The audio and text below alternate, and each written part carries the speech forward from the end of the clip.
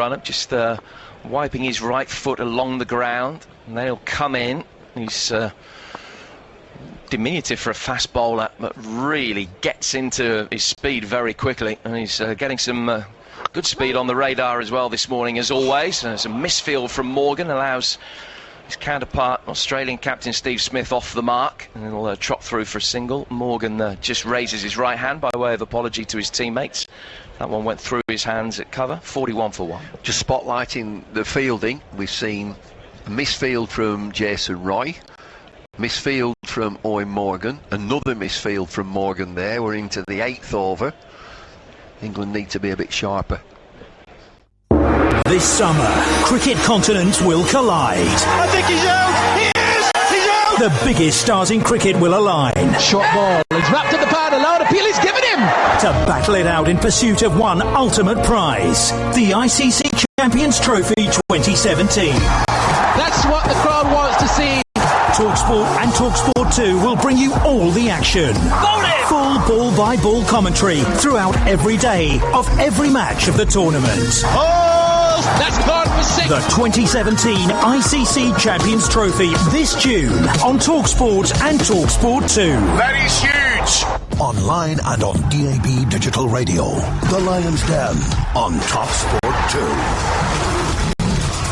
Well, hello, I'm Tim Cocker. Welcome to the Lion's Den on TalkSport 2, bringing you the ICC Champions Trophy 2017. Vote it!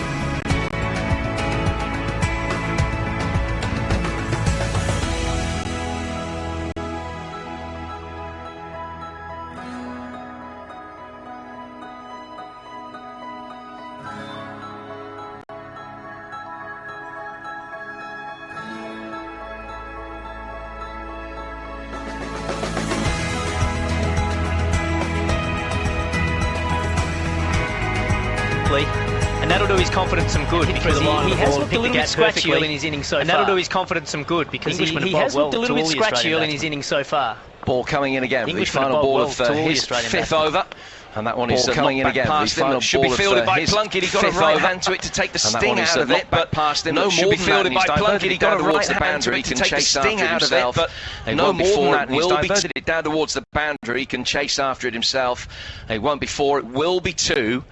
and the score goes up to 55-1. I said that you're dressed very elegantly.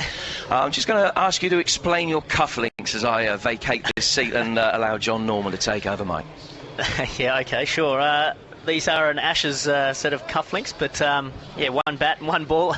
Bit of a funny story. I didn't realise I needed cufflinks, and I found them in the bottom of my suitcase. So thankfully, they were there from a previous tour. Otherwise, I would have been cufflink-less.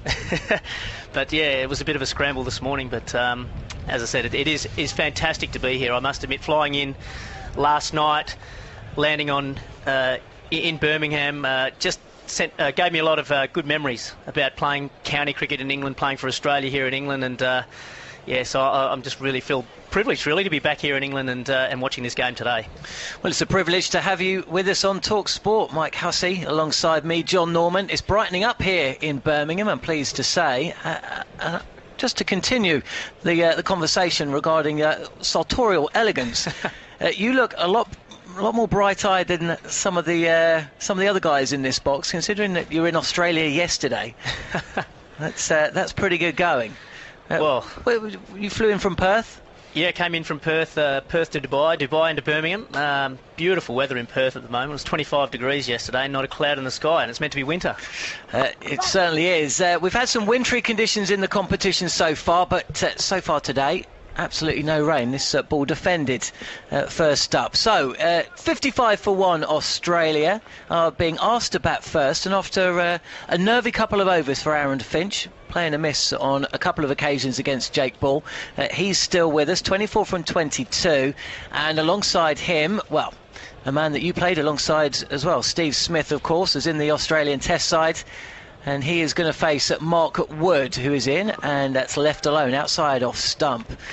Mark Wood actually dismissed Steve Smith the last time these two teams came up against each other, or last time Mark Wood was playing in Manchester back in 2015. And, you know, you've seen the player at first hand, Steve Smith. I mean, it seems now quite remarkable that it took him so long to get up and running within the Test side. I think it was 3 years before he scored his maiden Test century, but now the figures are up and around Bradman-esque kind of territory. As Aaron Finch facing just knocks that into the leg side and comes through for a single. Yeah, without doubt. I think early in your career you're always trying to figure out how you play your best game, and it took certainly Steve Smith, like a lot of other players, a bit of time. You know, he's got an unusual technique, but now I think he's just settled on, this is the way I play. It is a unorthodox technique, but it's effective for him.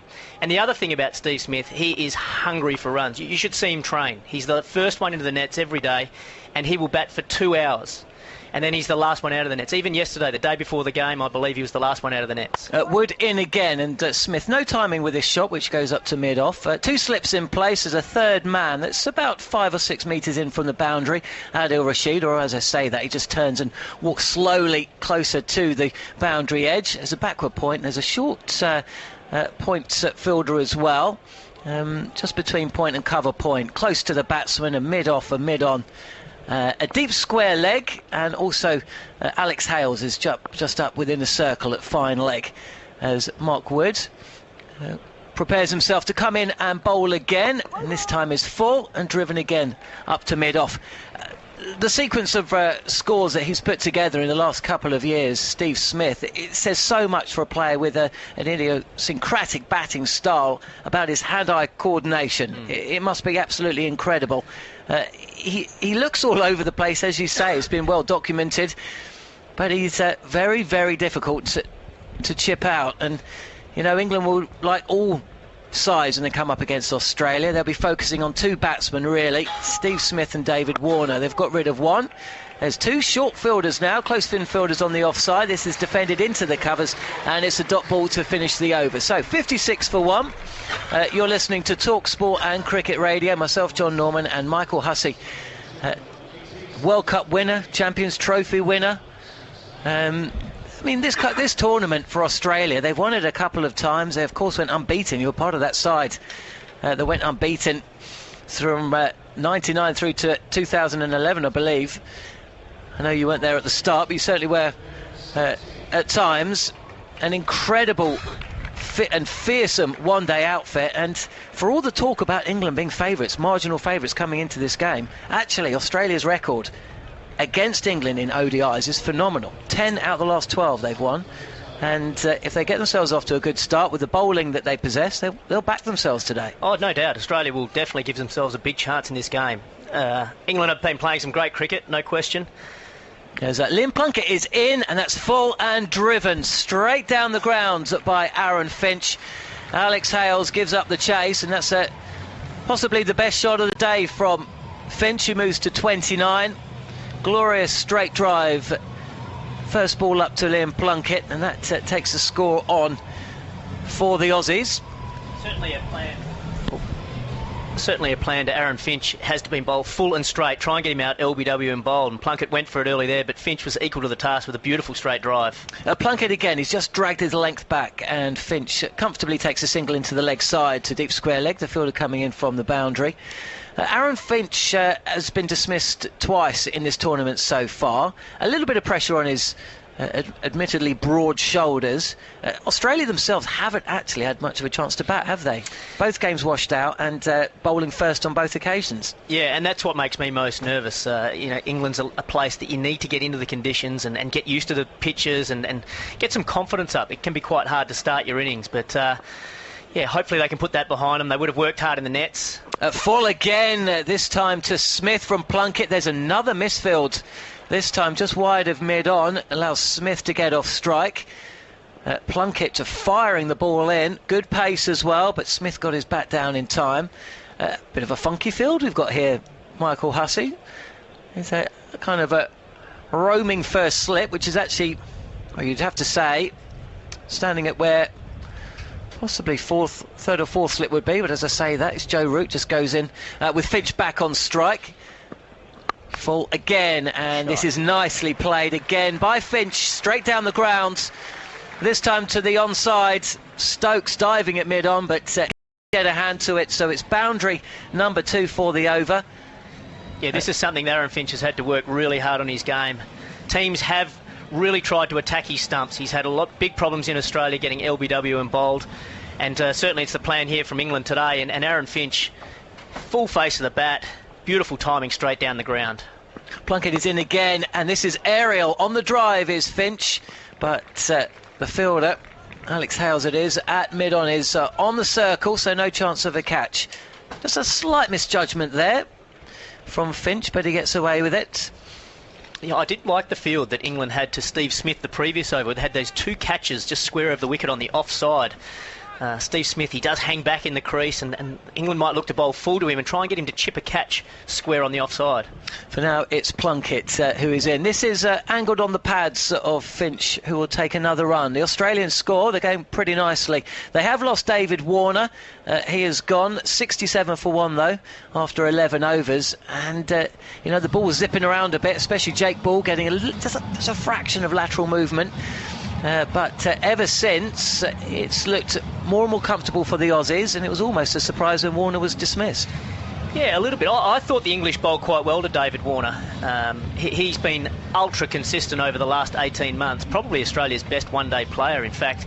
And England kept it very tight, just on off stump, maybe a bit just outside, and just got David Warner feeling for the ball outside the off stump. And Warner, his plan these days is to take a little bit of time at the start of his innings, so they'll be very happy with that wicket to get rid of the dangerous Warner. But now we can see Stokes coming into the attack, who has been a bit of the golden touch of late, with the bat or the ball. He can come in and make an impact in any form of the game, and he's been in good touch. I watched him closely in the IPL, and with the bat in particular, he was scary, in fact. Absolutely. He was voted the most valuable player at the end of the tournament, as Stokes is in, and this is cut straight to Eoin Morgan at short extra cover by Aaron Finch, who stays on 35. The score 67 for 1. And yeah, the performances by Ben Stokes in a tournament that you know very, very well, of course. A very successful time within the Indian Premier League. And with the Ashes coming up later in the year, I suppose the form of this man will be very much on the forefront of all the Aussie players and the media as we get closer to that tournament. As Stokes is in again, and on the up is Finch, just plays this up to mid-off, so no run. 67 for 1. Yeah, well, we all know he's got enormous talent. But now I think he's starting to figure the game out a little bit more. Certainly from a batting point of view. He's pacing his innings a little bit more, and a couple of times I saw him at the IPL at the back end of innings. It reminded me of a Lance Klusener from, say, the 99 World Cup, where he just destroyed teams with, brute power and brute force. And he's picking his times and his bowlers about when to go and who to attack. Stokes is in again. He will give away a single here by Finch, who just plays his 2 deep square leg. Moeen Ali running in. He for me has become, when you consider that 2 years ago, in what was a watershed moment for the England cricket team, another disastrous World Cup in Australia and New Zealand, of course Australia going on to win that competition, Stokes was dropped for that tournament. And when you consider where he is as a player, just over 2 years, I think he's shown a lot of heart as he's in again. Full driven to Eoin Morgan on the bounce. Crowd catch by Stephen Smith. No run, 68 for 1. He's shown a lot of character, but he's also shown a lot of brains, and he's also shown that he can play in different conditions and in different formats of the game. And I'll give you an example, not just in the Indian Premier League, but in what was a pretty poor tour for England in India. In the Test series before Christmas, he was a player that just showed so much more tactical acumen final berth. in his time at the crease. This is played to I agree with you. England wouldn't want to leave Australia floating about in the tournament. And a great record in competition play. Defensive technique. Lots of dangerous players. England have been the form team of the tournament so far and have an opportunity to knock out one of the favourites. They want to be in their best today. And being given the vice captaincy as well, he just seems to have grown into the role. A little slow on that one, surprise delivery. To be underestimated, that short ball in this form of the game. 12 overs gone now, a 70 for 1. Fair and lovely face wash. This is shorter on the body of Finch. He gets inside the line of the ball. no. 70 for 1. Want the glow? Pratibari now, fair and lovely fairness face wash. It asks your beta glow. Jump, dibe instant glow. So girls, get glow, get glow, get glow. Fair and lovely face wash. Crispy fried chicken. Fried chicken খাবে? আচ্ছা, বানিয়ে দিচ্ছি। বাড়িতে? বাইরে order করি? নর শেফরা বানিয়েছে নতুন নর ক্রিসপি ফ্রাইড চিকেন মিক্স, যা ঘরে বানানো ফ্রাইড চিকেনকে করে রেস্টুরেন্টের মতো crispy R Now looks like he wants to make every post a winner and not take any opportunity he gets to play for his country for granted, and that's a dangerous combination when you put that with the talent that he's already got. And I suppose there's a parallel with the man who's about to bowl from the end that we're commentating in, Liam Plunkett, who's in now, and this is full again. He's known as a back of a length bang it in merchant, but we're not quite seeing that today, certainly not against Aaron Finch, and I think this goes back to the tactics that you were talking about, with the players trying to get it, or the opposition trying to get it a little fuller on the pads of Finch, certainly not giving him any room to get underneath the ball or any width. But Plunkett, this is a guy that was touring Australia back in 2006-07. He was on the fringes of the side in 2005, and yet he's played, as this is defensively played to mid-on by Aaron Finch. He stays on 37. He turned to the management and he said, what do I have to do to be one of your number one bowlers in this side, in this ODI side? Yep. And they were quite clear to him. You need to come in, you need to bang the pitch hard, and you need to take wickets. It's very, very simple. That's exactly what he's done. 43 wickets in the last 12 months. He's the leading wicket taker for England in that period.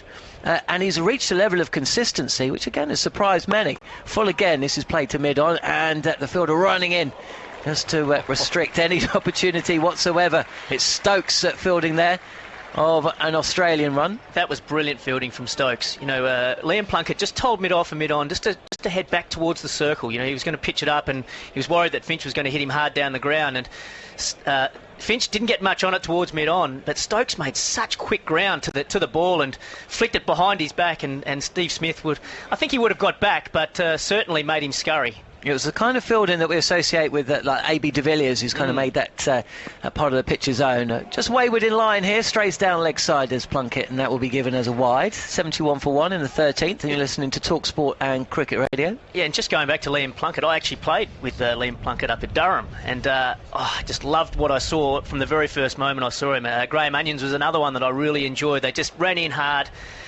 They ran in hard all day for you as well. You know, they just keep coming in. They were young and raw at that sort of stage, but you could just see the talent was there, and it just needed to be nurtured. It's taken a while. Shorter and flicked off the hip of Aaron Finch. Adil Rashid herring in from fine leg, restricting that to a single at 71 for 1. I mean, he's 32 now, Plunkett. He's been on the international scene since 2005, but finally we're seeing the best of him. The consistency, as I mentioned, is 3 wickets or more in 7 of the last ODIs. As I say, leading wicket taker for England in the last 12 months. I wouldn't be surprised if he is mentioned as part of that Ashes squad later this year. Not as in the first 11, but as a backup to Mark Woods, who played alongside or grew up alongside at Durham as well, as this is defended again to Stokes from Steve Smith at mid-on. I think he should definitely be considered for Australia. You know, he runs in hard all day. You know, you talk about he's 32, but he's always been such a fit, strong, athletic player. Okay, he's had his injuries along the way, but if you just see the specimen, he is such a fit guy, and 32 these days isn't that old, and having a bit of experience, and the way he bowls would really suit Australian conditions. Absolutely. I'm not sure who is going to bowl, who is going to play Plunkett's role if he's not there. Defended back up the pitch to Plunkett. This is a much more inexpensive over than the first one, just 1 wide and 1 leg by coming from it, and the score has moved to 72 for 1 Australia. 13 overs in, Smith 10 from 16 and Finch 37. He's going at a run of ball. England don't need to, you know, he's a guy that's played in the NatWest Blast for Surrey and of course scored a century against England in the opening game of the World Cup in 2015, and that's the concern for England, because he is a bit boom and bust, but once he gets in, he can be very, very destructive. Yeah, I like what I'm seeing here from Aaron Finch, because once he gets off to a bit of a start, sometimes he finds it hard to slow down his momentum, but he's actually playing a very restrained innings. Full again from Stokes, played up to mid-on for a singer, for either a dot ball. Finch stays on 37. And I like that he's playing really straight. You know, sometimes he can get caught out playing across his front pad quite a lot, and you can see it's the tactic from England. Keep going hard at his stumps, keep bowling full and straight. And Finch knows it, and so he's obviously been working hard on trying to hit the ball back towards mid-on, straight towards the umpire, straight towards mid-off. You know, the pitches that were used in the first week of this tournament, I'm very interested to see how this one plays. As Stokes and runs in again, and a little bit of width is given to Finch this time, who cuts this to extra cover. Eoin Morgan fields, no run, 72 for 1. They were just a little bit too paced and quite slow, so batsmen knew that if they got behind the line of the ball, it was quite difficult for bowlers to get them out. But then in the same hand, you know, run scoring wasn't quite as easy as what we've seen in one-day cricket in the last couple of years. But the pitch here today, and the one that we saw at the Oval, the new pitches that have been brought in, I just wonder whether they're going to favour the batsman a bit more. We shall see. Stokes is in, and a single will be taken. And another little misfield. We've seen this. It's been quite uncharacteristic from England. Seen 4 or 5 misfields already today. Or maybe they're just relaxing a little bit. They don't have to win today. They're already through to the semi-finals. But no, I don't. Well, one thing I really like about this England team is they won't panic. You know, they're with Morgan as the skipper, and then you've got Trevor Bayliss as the coach. They will be cool, calm in any situation. And I think you need that in top-level cricket. So they'll be a good influence. They won't panic. They'll be just looking to, let's just execute as well as we can, keep ourselves in the game. As we can see the ground staff now running onto the field, put some sawdust down for Stokes. Yep, they're just having a little look at one of the footholds. Stokes is just getting a bit of sawdust in there. That allows the Aussies to come on as well. John Hastings, there was some talk coming into the game that he might have a bowl today. He bowled well here actually in the first match against New Zealand. Picked up a couple of wickets. another man with Durham connections, actually. Yeah, I think problem is getting him into the side. It would have come down to him or Zampa to go for that last bowling place. And if I'm speaking personally, I'm a big John Hastings fan, but I like having the leg spinner through those middle overs. You know, you need to be able to pick up wickets in the middle overs, and we've already seen that in this tournament. A couple of those big run chasers, the ability to take wickets through the middle is so important. 73 for 1 Australia as Stokes comes in to bowl just outside off stump. Good connection from Smith, but Eoin Morgan short extra cover fields again. The run rate has it's just dropped slightly, but not that it's a problem whatsoever for Australia. We've got off to a decent start in front of a crowd that is expectantly watching on. There was a few empty seats earlier on, but as this day progresses, I think this will be packed to the rafters. Stokes bowls short and just pulls that in front of square, does Steve Smith for another single. It seemed to be good pace but in this pitch so far, but Steve Smith looking quite comfortable at the start of his innings as well. Yeah, you say the run rate has just slowed a bit, and I think you're right, and I think it's a product of the Australian batsmen not having had much time at the crease here in England, and it does make a difference. You know, once you're used to the conditions and you're set and you feel comfortable at the crease, you feel like you can just score at will. But if you haven't had that time invested at the crease, then it does take some time, and sometimes you don't really quite find your timing as well as you'd like. Finch just plays this comfortably through the offside to a deep point for another single. That is the end of another cheap over from Ben Stokes. Just the 3 runs from it, 6 from his first 2. So at the end of the 14th over, as Michael Hussey makes away, you're listening to TalkSport and Cricket Radio. Australia, who are asked to bat first, 75 for 1. And I'm pleased to say that I'm joined by a man very familiar with this ground. It's Warwickshire and England's Ian Bell. Nice to see you, Ian, and welcome to TalkSport. Thank you very much. It's absolutely nice to be here. Good to see Edgbaston absolutely packed, and looks like we've got a good game of cricket on. Absolutely. No hesitation, no doubts in your mind that England made the right call by asking Australia to bat first? I think that was down to possibly a few showers this evening or this afternoon.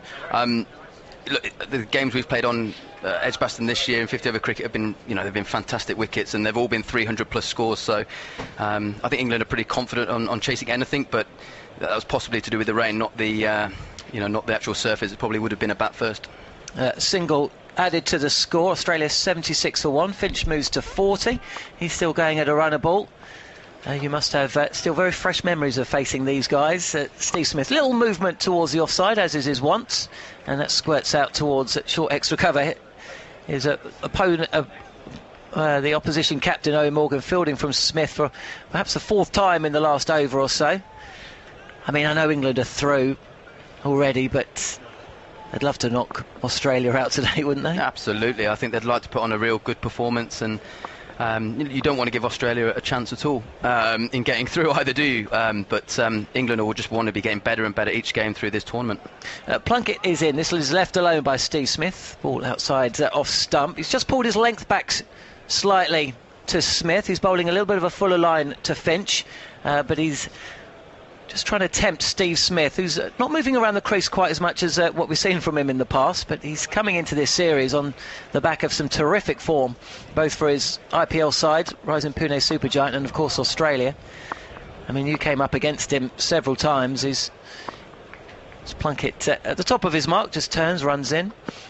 Again, this is defended by Smith. I mean, what kind of player is he to come up against in the field? Or I mean, he obviously is a world-class player, and he has been in the last couple of years. I mean, he does things a little bit differently to, I suppose, what the textbook says, and that says a lot about him. I think his mind and his mental game is very strong. He believes in what he does works, and he sticks to it. So, he's an absolute run machine, isn't he? And England are going to have to get him out today to keep them to a decent score. Absolutely. They've got rid of one of the danger men, I suppose, in David Warner, but Stephen Smith, well, he's still there. Again, defensive from Smith. 11 from 22, so it's a slowish start from him. But Liam Plunkett, who went for 2 boundaries in his first over, just seems to have found his line and his rhythm a little bit better. And again, Plunkett, a player that has been in and around the side, the English side, pretty much. He got in and around the side around the same time you made your debut for England. Has it been a surprise for you? It's taken him quite so long to cement his place within this side. Look, I think it took him a little bit of time. Obviously, that move from Durham to Yorkshire seems to have done him the world of good as well. Really, change of environment, and they got him to really bowl aggressively. Used a lot of short balls for Yorkshire. So I think that's what England love about Liam Plunkett, is the aggression he brings. Obviously, he's a great athlete, a big presence there in the middle, and he'll come out and bowl aggressively, and that's what you want through these middle overs. You don't just want to go through the motions and try and restrict Australia. You want to be out there chasing and looking for wickets, and I think that's what he brings, as does Adil Rashid in this middle period. It's looking for wickets at all time. You were part of the World Cup squad. You've sat back and watched the 24 months that have been since that point. Has it surprised you, the turnaround in fortunes, really, the mindset difference, the success? It was almost night and day with what we saw back then. Has it surprised you? It reminded me, actually. I was driving back from the Hampshire the other day, and you reminded me that me and Cookie used to plink them round a little bit a couple of years ago. Well, but yeah, look, it has changed. It has changed a lot. I did say not the 2013 vintage, which number one side of the world. No, that's not too bad. But look, I think looking at this England side, like I said, it's 50 over cricket now. It's getting closer to T20. It's about being aggressive, whether it's with the bat in hand or with the ball. You want to come in, you're looking for wickets. It's not just about containing anymore, it's about being as aggressive as possible, and by taking wickets in this middle period you restrict people at the back end, and that's what this England side is all about with bat and ball. Short delivery from Stokes, and the carry just seems to be quite comfortable for the batsman Aaron Finch, who just rocks back and pulls that behind square for a boundary. First one in a few overs. He moves to 44. Yeah, let's not forget, England, you were part of that side 2013. Here, the final against India.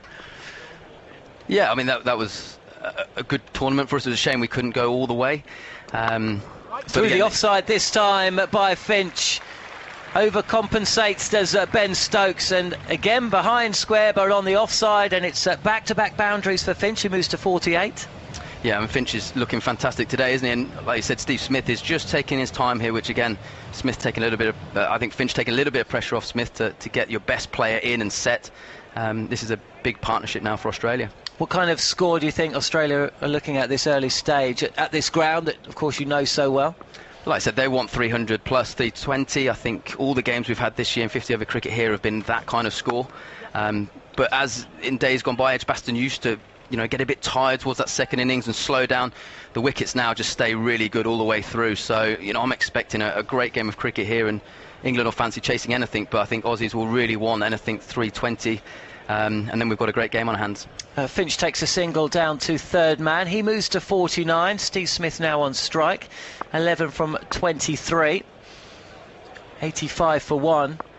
So do you think it was more a mindset thing? In and around the change that came in around the England ODI side. Fuller edged and past Jos Buttler for 4. No first slip in, otherwise that would have gone straight to a fielder. And Ben Stokes has his head in his hands as he walks back to his mark. A full stroke from Smith, but unfortunately from an England perspective, there wasn't a fielder in place to take the opportunity. Yeah, I mean, as we're saying, it's about taking wickets in this middle period. It's the first time I think Joe Root there has just gone a little bit wide, nearly at gully now, rather than at first or second slip, and that would have been a chance. And again, you get wickets in this middle period, and you're going to restrict Australia and the damage you do at the back end of the game. Smith, little flex of the knees, he moves towards the offside and drops a ball that's probably a good foot outside of off stump, down into the vacant square leg part of the field, and comes through for a single. 16 from 25, and Aaron Finch 49 from 45. Not sure if you saw the opening a few overs, but Jake Ball and Mark Wood seem to have Finch in a little bit of bother, a few plays and misses, but since then he's looked compact, he's looked to be playing in the V, he's looked playing straight, but then seizing on anything a little bit short or a little bit wide, which the very best players do, I suppose. You're exactly right. I mean, the first couple of balls, I think the Aussies just looked a little bit nervous, and you can understand that. This is a massive game for them, but they seem to have settled pretty quickly. There was a couple of good blows, wasn't there, from Finch and Warner that just seemed to just settle everyone down, and they're looking pretty good right now. This is banged in by Stokes and is played slightly awkwardly by Aaron Finch into the onside. No run, so at the end of the 16th over, Steve Smith, the Aussie captain, 16 not out. Aaron Finch at 49. You're listening to Talk Sport and Cricket Radio with Australia 16 overs in, 90 for 1. The ICC Champions Trophy 2017. Bowled it! Rubell hits it straight to Joe Root, and that's smashed for 6. Hales taking the aerial route all the way to the fence this time. 6 runs. Second 6 for Hales. He's moved into 95. He wants the second. He will get the second. Joe Root has got 100 for his country. The ICC Champions Trophy 2017. Talk Sport 2. Wonderful. Kiwi go. Kiwi go. Kiwi go. The entire British and Irish Lions Tour of New Zealand 2017. Throughout the summer, exclusively on Talk Sport. Back at Edgbaston, and Steve Smith is fighting with a fly at the moment. Who's got in his way just as Plunkett was about to come in and deliver the ball. Plunkett doesn't look massively happy going back to the top of his mark, but this time he's in just outside off stump, and this is pushed up to mid-on, and there is no run. Tell me about the pitches, Ian. I've had a look at the domestic scores. There's been a lot of scores over 300 here. Obviously, you ask for batting pitches for yourself when you're in charge up here. I don't have that much weight here, but look, they've been fantastic. And white ball games in particular, 50 over T20, are always high-scoring games here. And like I said, the outfield's pretty quick as well. But and certainly here as well, normally overhead conditions in England, you might get a bit of swing, but again, this white ball doesn't seem to do too much here, and it's just great for batting. I want to ask you about the white balls in a second, actually, as Plunkett comes in again. Smith is about 3 feet outside off stump as he turns that to square leg, and Plunkett might have had a word to him about that.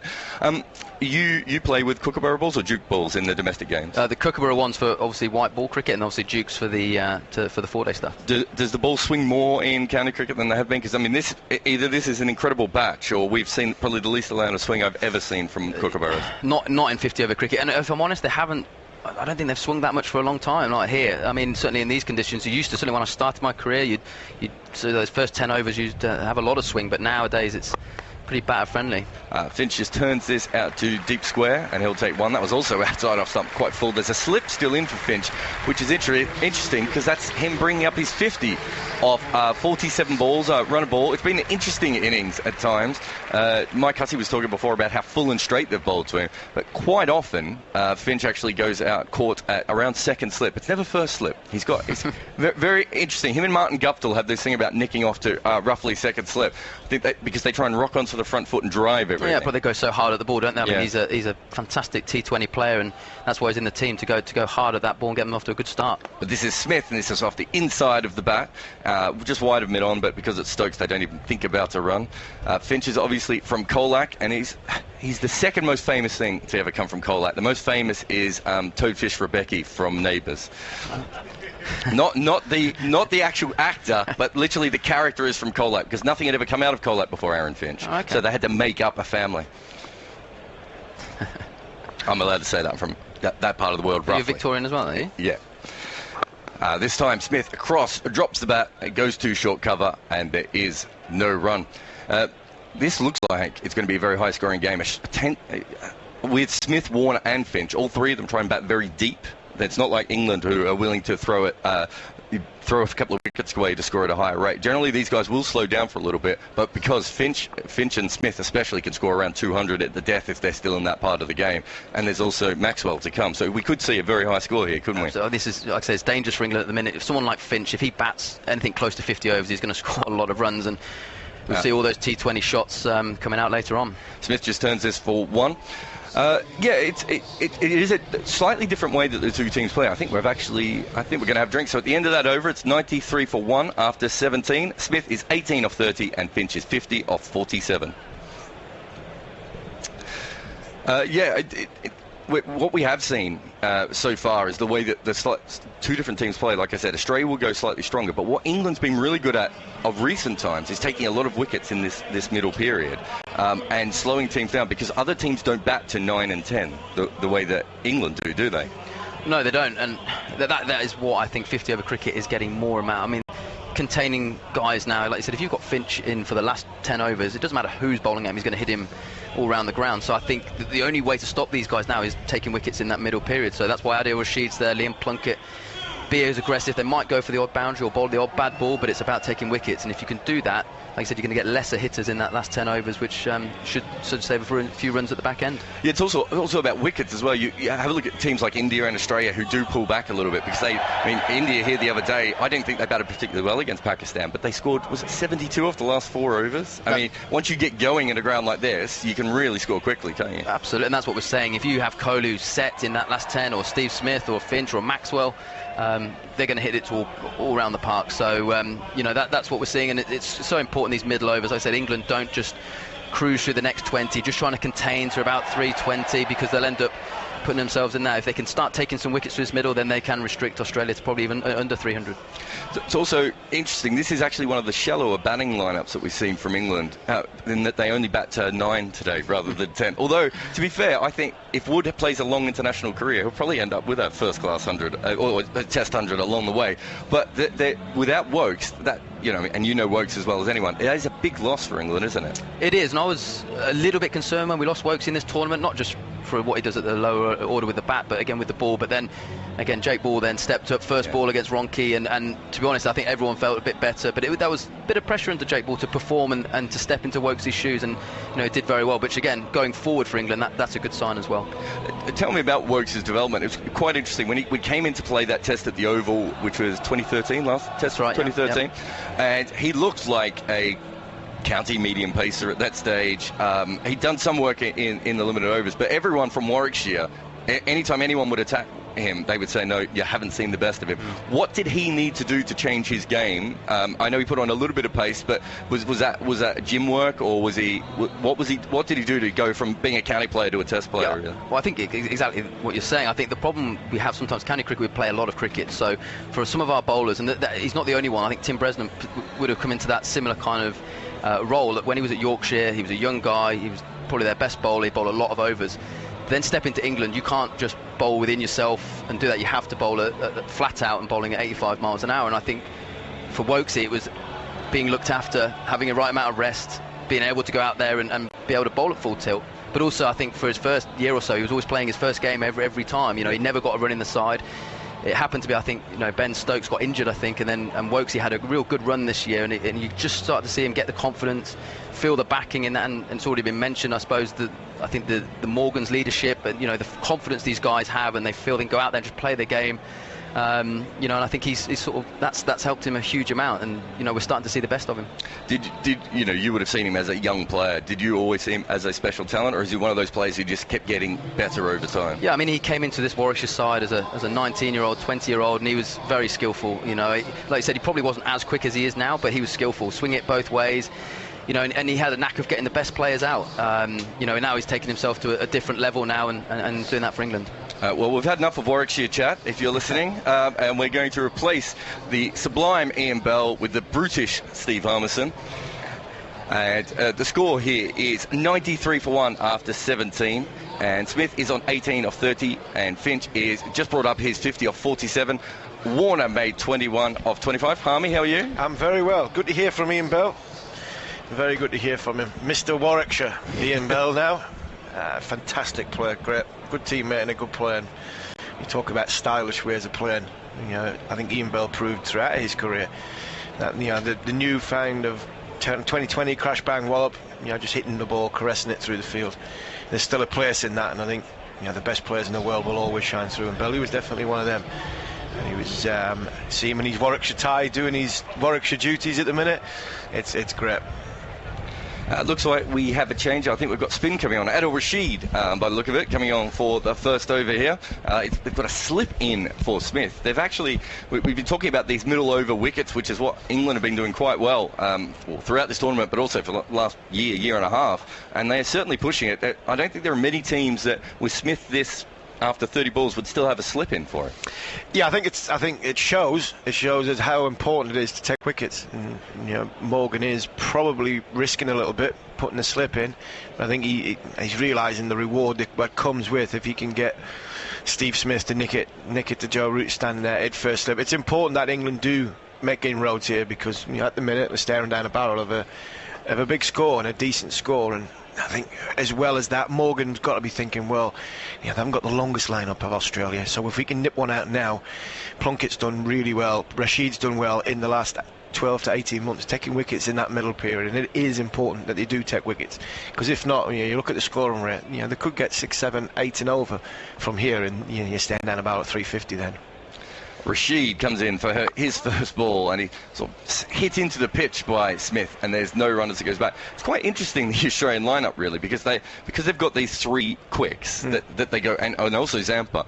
They've also got, you say their batting lineup isn't deep, but they've also got 2 batsmen essentially taking the other 10 overs, where it's complete opposite of England, which have a very deep batting lineup and also a lot of bowling options. Even without Wokes, they have a lot of bowling options.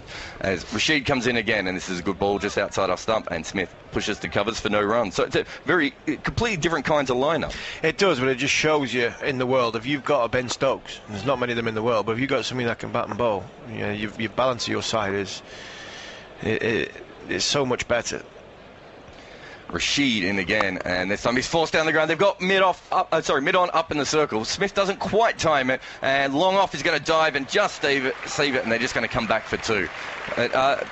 Yet again, having mid on up in the circle for the leg spinner, it's quite risky, but Smith just looked beautiful pushing that. I'm not sure he quite timed it perfectly. No, he didn't, but it's in this middle period when you've got to have that extra fielder inside the circle, and days gone by when you have you allowed 4, you only 4 in. Liam Plunkett would be back on the fence. And this is on the leg side this time, and Smith just turns it between the 2 sweepers. They think of 2. Perhaps if Smith was batting with someone other than Finch, he might have pushed that a little bit further, but to be fair, running between wickets is not Finch's absolute no, but I think as well, Steve Smith's hit the ball into mid-wicket, and he's seen Ben Stokes running in, and he spent a lot of time with Ben Stokes at Pune, and he probably realising we're not going to take his arm on as well. So as well as that, Finch is 50 off 47 balls. He's going well. Steve Smith just get one and get the big man back on strike, because he's hitting it nicely. And it is Rashid again. Deep point actually comes in, and long on goes back this time, and that's pretty much exactly where Finch pushes it out towards a long on mid-wicket, and they just take one. I was trolling through IPL fielding stats the other day online, as you do. I'm sure you probably spend hours with it as well, Harmy. You're not going to the pub then? I was in a pub looking at these stats. Yes. It was up on a big screen in the pub.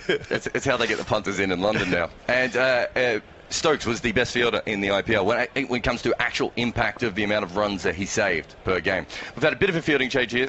Smith now has the deep point in, and long on has gone back, and of course he's now gone to long on as well. So the actual impact that basically Stokes was one of the best batsmen in the IPL, one of the best bowlers, and the best fielder.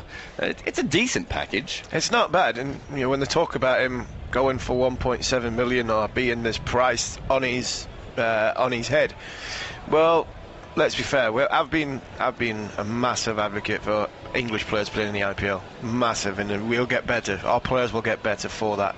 And I don't believe, I don't think, you hear county members moaning that Chris Wokes is not playing for Warwickshire and Josh Buttler's not playing for Lancashire. Hold on, these kids are getting better playing in them games. They've gone with a high price, and he's proved that he is the real deal. Then Ben Stokes. Did you say county members moan? I've never heard that before. Score is 98 for 1 at the end of 18 overs. You're listening to Cricket Radio and TalkSport. I'm Jared Kimber, and I'm here with Steve Dharmasena, and we still have Plunkett coming in.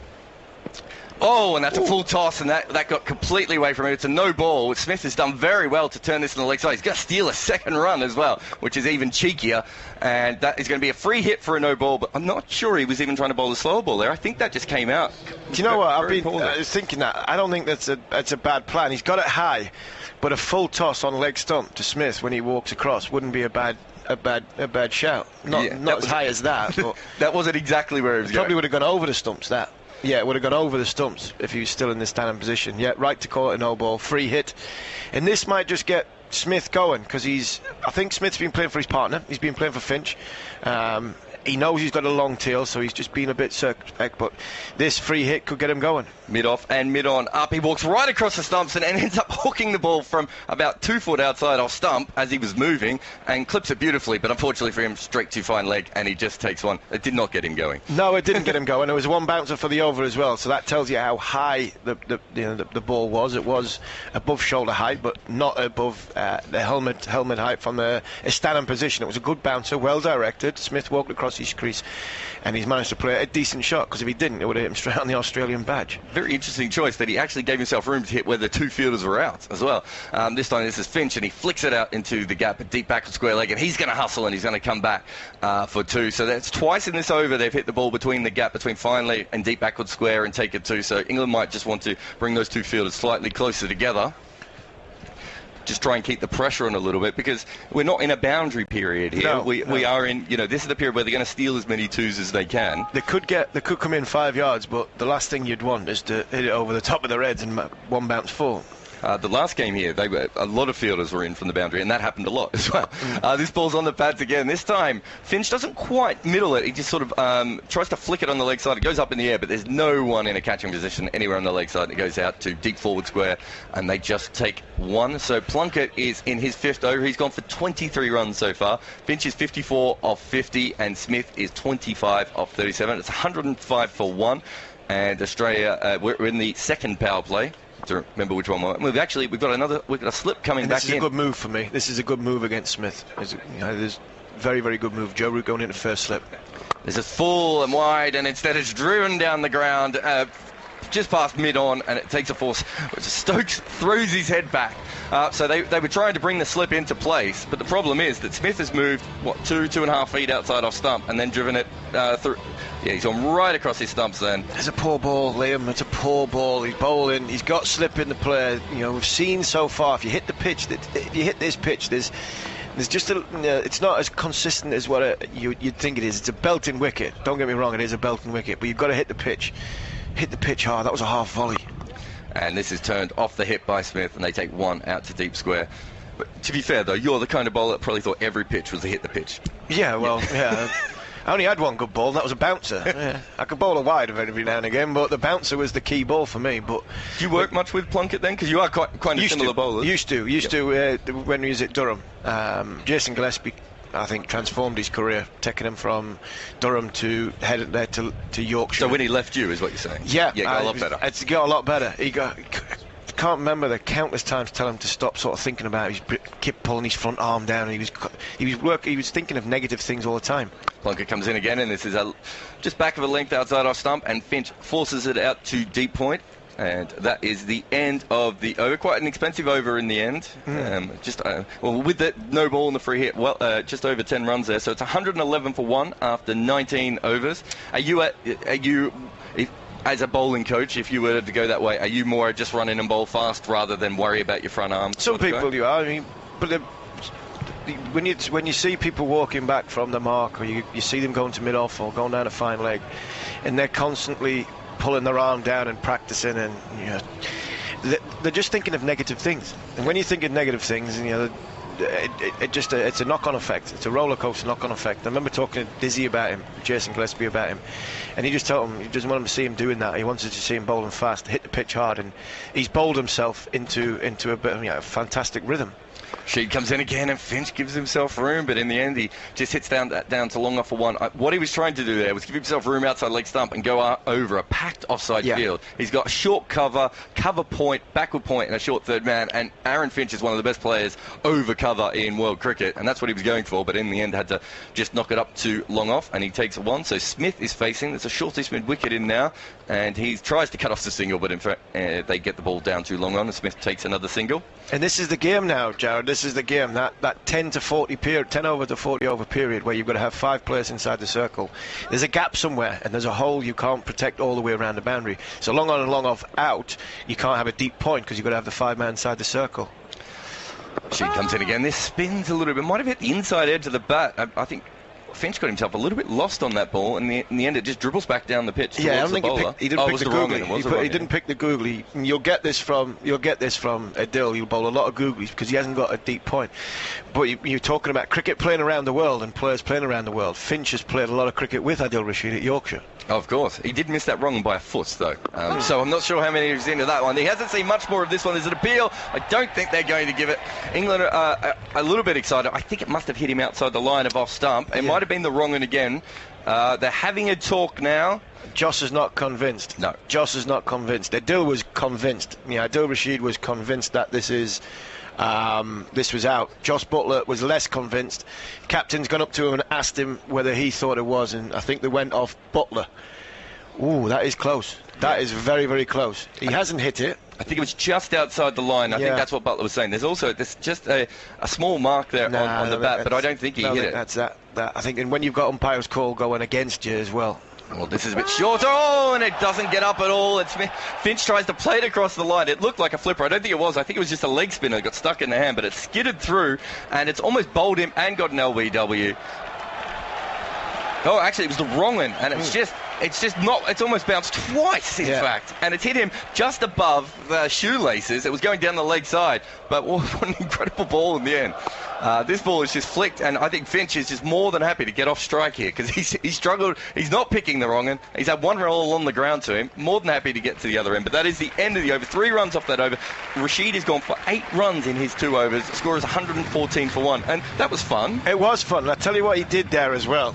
Adil Rashid, he's gone to the umpire where the second LBW shout, and he's sort of half appealed but then stopped, waved his hand and stopped, and that was because the ball before there might be repercussions of this because he's gone hard at the umpire. He's appealed and then ran towards the umpire and appealing again. Now the match referee might have a look at that and the umpire, so I think there was a little bit of an apology from Adil because I think he knew the ball before he got it horribly wrong with his appeal. So my old man taught me this, and he was a club bowling legend, and he always said you appeal really loud but one you're 100% sure is not out, and then you walk down the umpire and you go, sorry about that, obviously that wasn't out, that was silly of me, won't happen again, and then the next ball you hit them anywhere on the pads and you just throw your hands up. Make the umpire feel important and you'll always get that 50-50 decision. That's why I was always good friends with umpires. You could play the game with them, but no, I think he might. I think he realised. I think Adil realised he was wrong, and he's appealed, and then he apologised for it. So that's good on him. Well done. And we've got a bowling change. We've got a bowling change and a fielding change. So Ben Stokes has come on. His 3 overs have gone for 20 so far. And we've got Joe Root at like a short mid-on position, that sort of position we saw for Matthew Hayden during the Ashes a few years ago. And Finch is facing up, and of course he's bowled short and wide outside off stump, so absolutely nowhere near that fielding position. And Finch just takes a single out to deep point. So the feeling there is just to stop him driving with impunity, I assume. Yeah, I think what they want is, they see this pitch being a very, very good pitch, and I think that would have been out, that LBW. Yeah, it would have been out. Just inside the line outside off stump. But I think what they see with Finch is he hits the ball down the ground very, very well, but they want to bowl a bit fuller to him. They don't want him to just keep knocking it for one. They're going to try and nick him off and get him out. Stokes is in again. This is outside of stump. Smith is leaving the ball.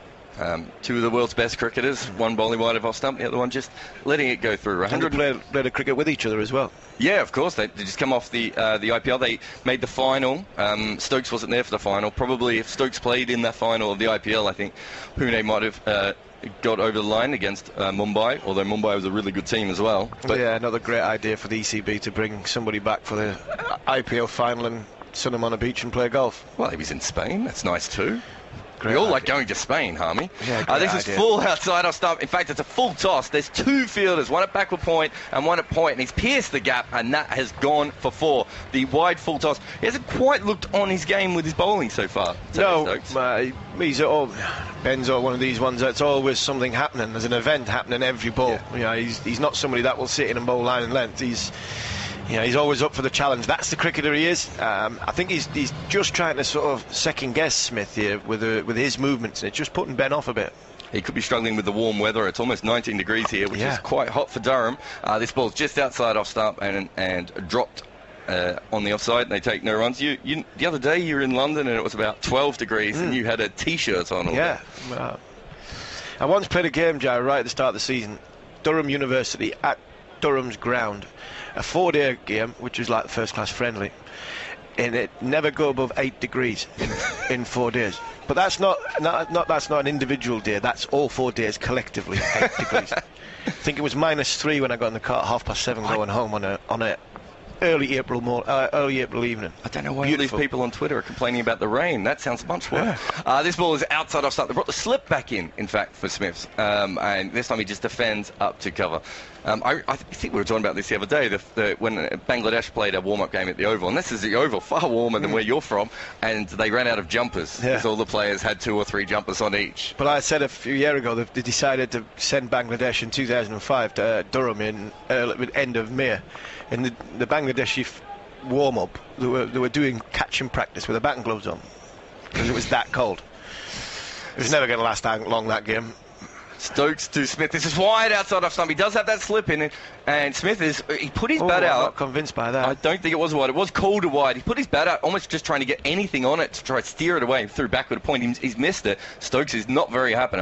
I think he's right there. I think that was inside the line. We'll have to wait for the replay. I think you've got to forget the line, Jared, really. I think you've got to forget the line. When it's outside the line, but when Steve Smith walks right across, you're right. Yeah. It's at the point of release. Now, by the time at the point of release of the ball coming out of Stokes' hand, Steve Smith's a good, 4th stump, 5th stump? Yeah, you can see middle and leg. So that line has to go.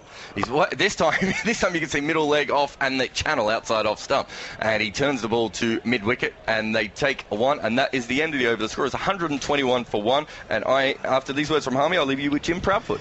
And the game's getting interesting. England need a wicket. They need a wicket. Adil Rashid is, with him being on. Yes, we've seen the slip in, but I think England are trying their hardest now.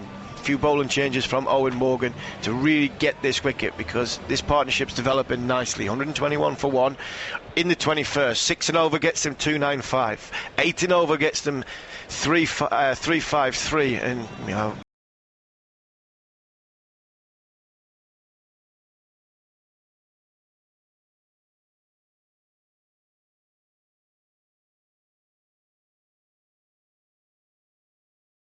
Coming in again for the first ball of the next over, which Smith just pokes back for a single. Eoin Morgan will field.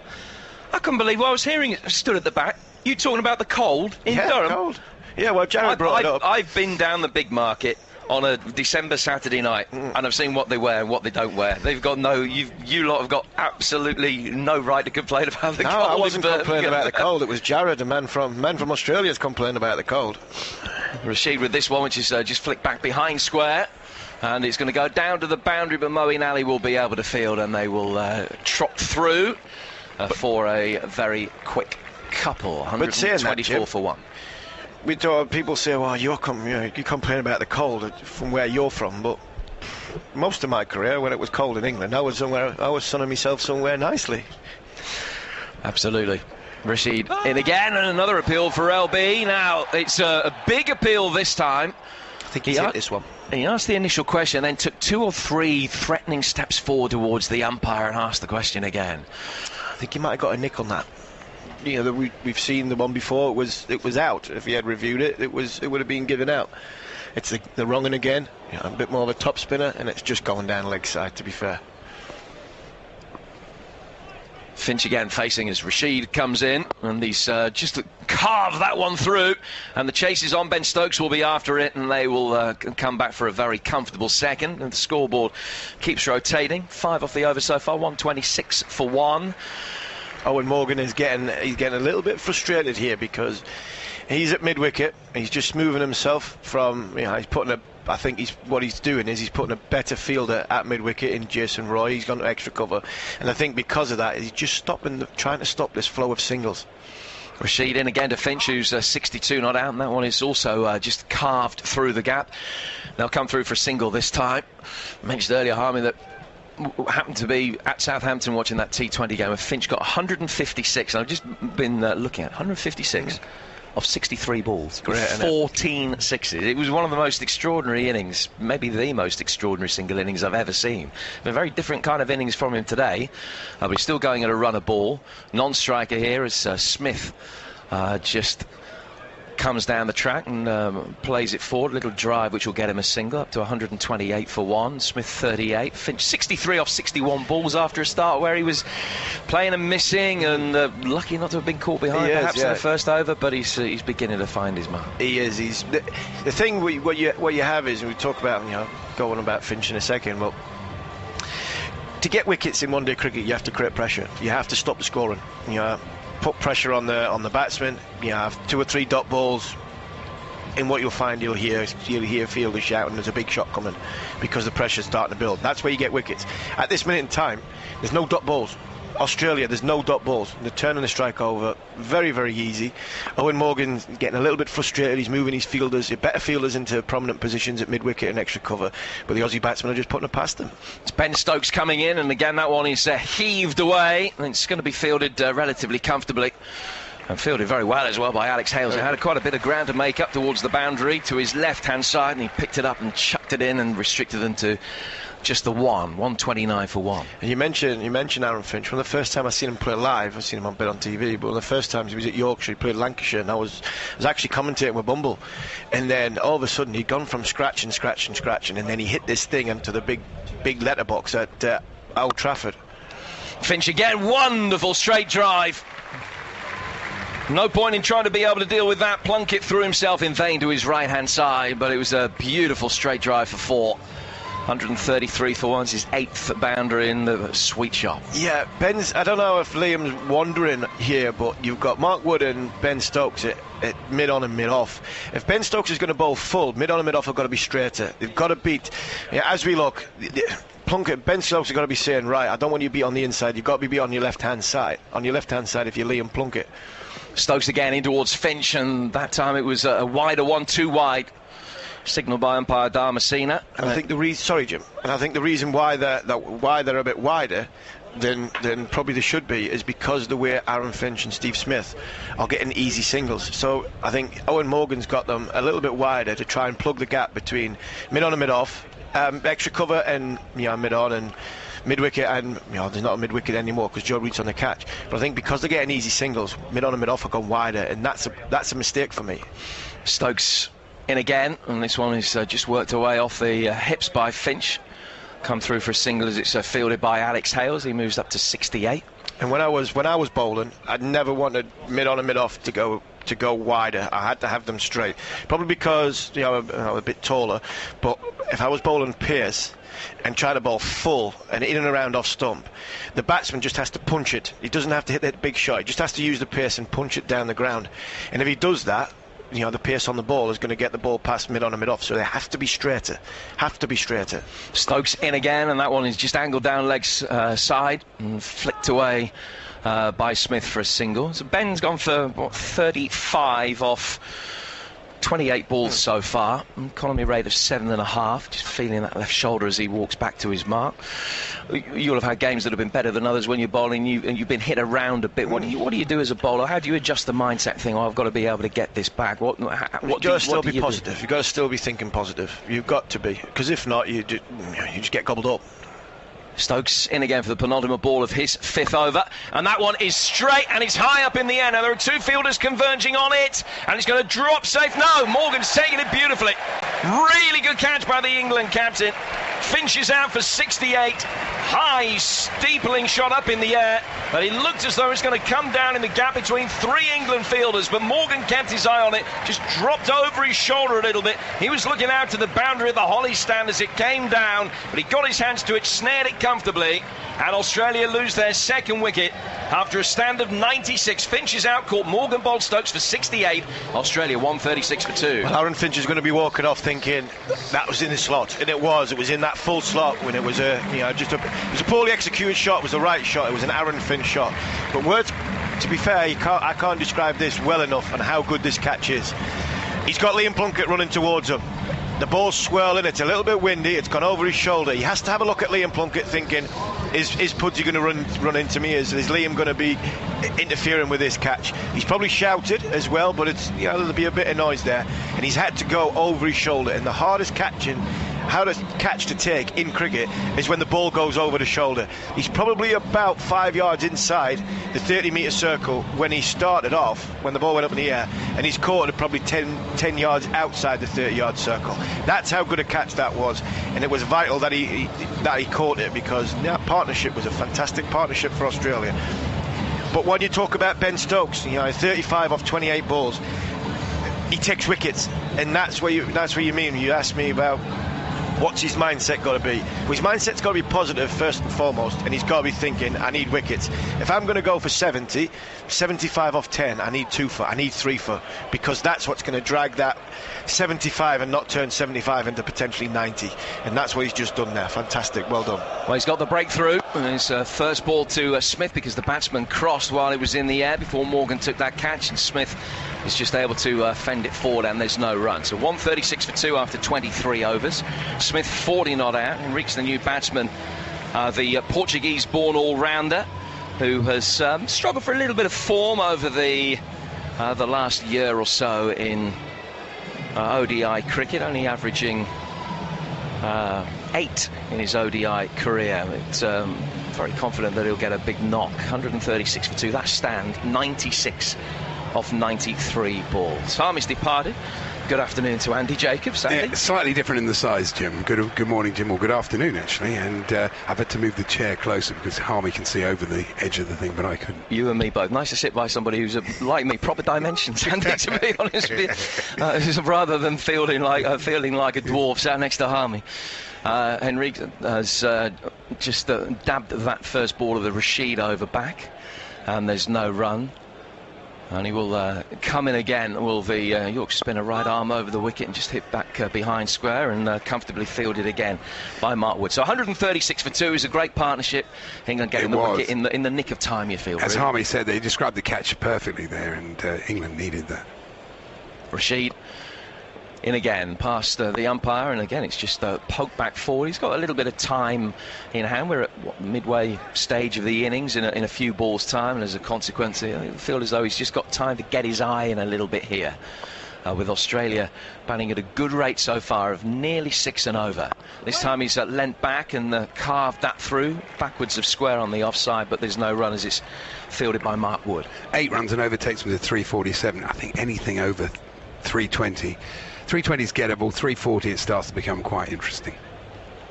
Rashid again, 4 dot balls in this over so far, and that one is straight bowling. I mean, a lot of control from Rashid, and it's interesting that he hasn't turned to Moeen Ali at all. So is he going to share somebody's overs with him? It'll be interesting to see, because he's having success. He's turned the ball. He definitely got Smith out, didn't he? Was it Finch? I can't remember. The LBW, he should have reviewed it. Yeah, 4 overs for 15 so far. That's a maiden bowled by Rashid. Big round of applause for him as well. Decent stuff there from Rashid, and it was amazing when he was left out of the first game, because he's got such a good record, and he does have this element of control. He seems to have eliminated that thing where he'd give you a 4 ball every over. I'm biased, a Warwickshire fan, Andy. I've always loved watching my sport here. I've been watching it for 35 years or more. What's Edgbaston like to a non-Warwickshire fan coming here? Great. I came here for England-India. It was a test match. It rained all day, so we went in the museum, and it was sort of monumental tributes to Jack Bannister, the great TalkSport legend, of course, and then we had a bet on the virtual racing and had a winner, which was tremendous. Really. You had a winner on virtual racing? Wow. You're the man. I've met him. Here's Stokes again coming in, and it's just a comfortable little fend off the hips, which will see Smith trot through for a single, which takes him up to 41. It was the period when Tendulkar was looking for his 100th 100. They kept trying to get it, so there was this great sense of expectation. The crowd was packed with Indian supporters, and he didn't do it that day either, but of course eventually he did. Stokes mops his brow as he comes back to his mark. Took the wicket in the last over of Finch. A wonderful catch by Eoin Morgan. He's bowling the new batsman Henriques now as he comes in past the umpire, and it's a straighter one down leg side. He just shuffled across and poked it back. It was an awkward looking shot, still yet to get off the mark. He sort of turned him round a bit, didn't he, there? And yeah, he was pretty close to LBW if he'd missed it, but he didn't. He just about got a bat on it. Stokes is good, isn't he? I mean, there's something about his wicket-taking ability. He hasn't looked at 100% today, but he still struck when he really needed it. And his fielding has been tremendous. Turns at the end of his mark again on that red advertising mat, runs in now, and that one is more room outside the off stump, and it's thumped away square for 4. That's a good way to get off the mark. You got the impression that having 7 balls without him having scored, maybe the pressure was beginning to tell, but that one will be a settler for him as he gets his first boundary. Yeah, he angled the bat really nicely there, didn't he, to create the space and find the gap. That was a lovely shot. I do think that this is the basis of a decent score. You know, the conditions look benign. I mean, it's definitely in favour of batting. Very little grass on the wicket, as we've seen. 141 for 2. Stokes comes in again, and that one is pulled away behind square on the other side for 4. Good shot. That's it, Stokes. He is liable to be expensive. That's the thing. He's always searching for wickets, and you know, that can be costly. But as Steve said, if he gets wickets, it's fine, which he has done. But I'm surprised. I would just have a look at Moeen Ali. You know, he's a good bowler. He normally does well here, so I'm surprised that he hasn't given him an over or two just to have a look. Knows Edgbaston very well. This is where he started his career before making the move down the road to Worcester. Stokes in again, having got his 50th ODI wicket in the last over that he bowled. That one is knocked away for a single. And Henriques move up to 8. There's a leg bye given. 8 off 10 balls he has. 146 for 2. Stokes 50 wickets in ODI cricket, coming at an average of nearly 40. It's interesting you say he's expensive. He is the most expensive in terms of his career figures in ODI cricket. He's the most expensive of England's bowlers. He's the only one that in his career bowling for England has gone for more than a run a ball, and he has again today. 1 for 44 at the end of his 6 here, as that one's wide outside off stump and is just a little bit too wide. The umpire gave himself a little bit of thinking time, but it is a wide. That's why he's the most expensive in the IPL as well. I don't know. Probably not. It doesn't match. But no, he had a great IPL. He was tremendous. He certainly justified himself, didn't he? That massive fee, and seemed to play with no pressure. You know, you think, blimey, somebody's paying me sort of $1.5 million. I better be good. But I think he thrived on it. Dilemma that you have every day. Stokes comes in again. That one is just comes off the outside edge of the bat and bounces down. There's no chance of caught behind for It's hard to justify that $1.5 million. TalkSport. It's per show per week. I just can never remember how you negotiated it in the end. And talking of the show, Paul Hawksby's here today with his son. Just sitting to the right, having a few beers. He's here as a punter. He paid for his ticket. He wanted me to tell you that. So no freebies, and he's enjoying it. He's loving it. And bloke came up to him from North London and said, I played with you. Apparently I went to the sort of rival schools. It was all, but that's the beauty of cricket, isn't it? That friends meet, you can chat. It's a completely different thing to going to football, no question. So we're at the halfway stage of the Australian innings. 147 for 2. Rashid bowling towards Henriques, who didn't know where that had gone, as he tried to just work it out on the offside, and he got an inside edge which went past his legs out square. There's no run. He didn't read that, did he? That was the googly again. Yeah, inside edge. He chopped it between his legs. 147 for 2. Rashid in an excellent spell here. Bowled a maiden last up. It's the start of his 5th over. He's gone for 15 so far. Comes in again past the umpire, and that one is knocked squarer, driven out past Morgan. They'll come for a second run, an easy second run as well, throw-in towards Buttler. It just comes at an awkward height, and they contemplate a third. There probably would have been a third had he gone straight away.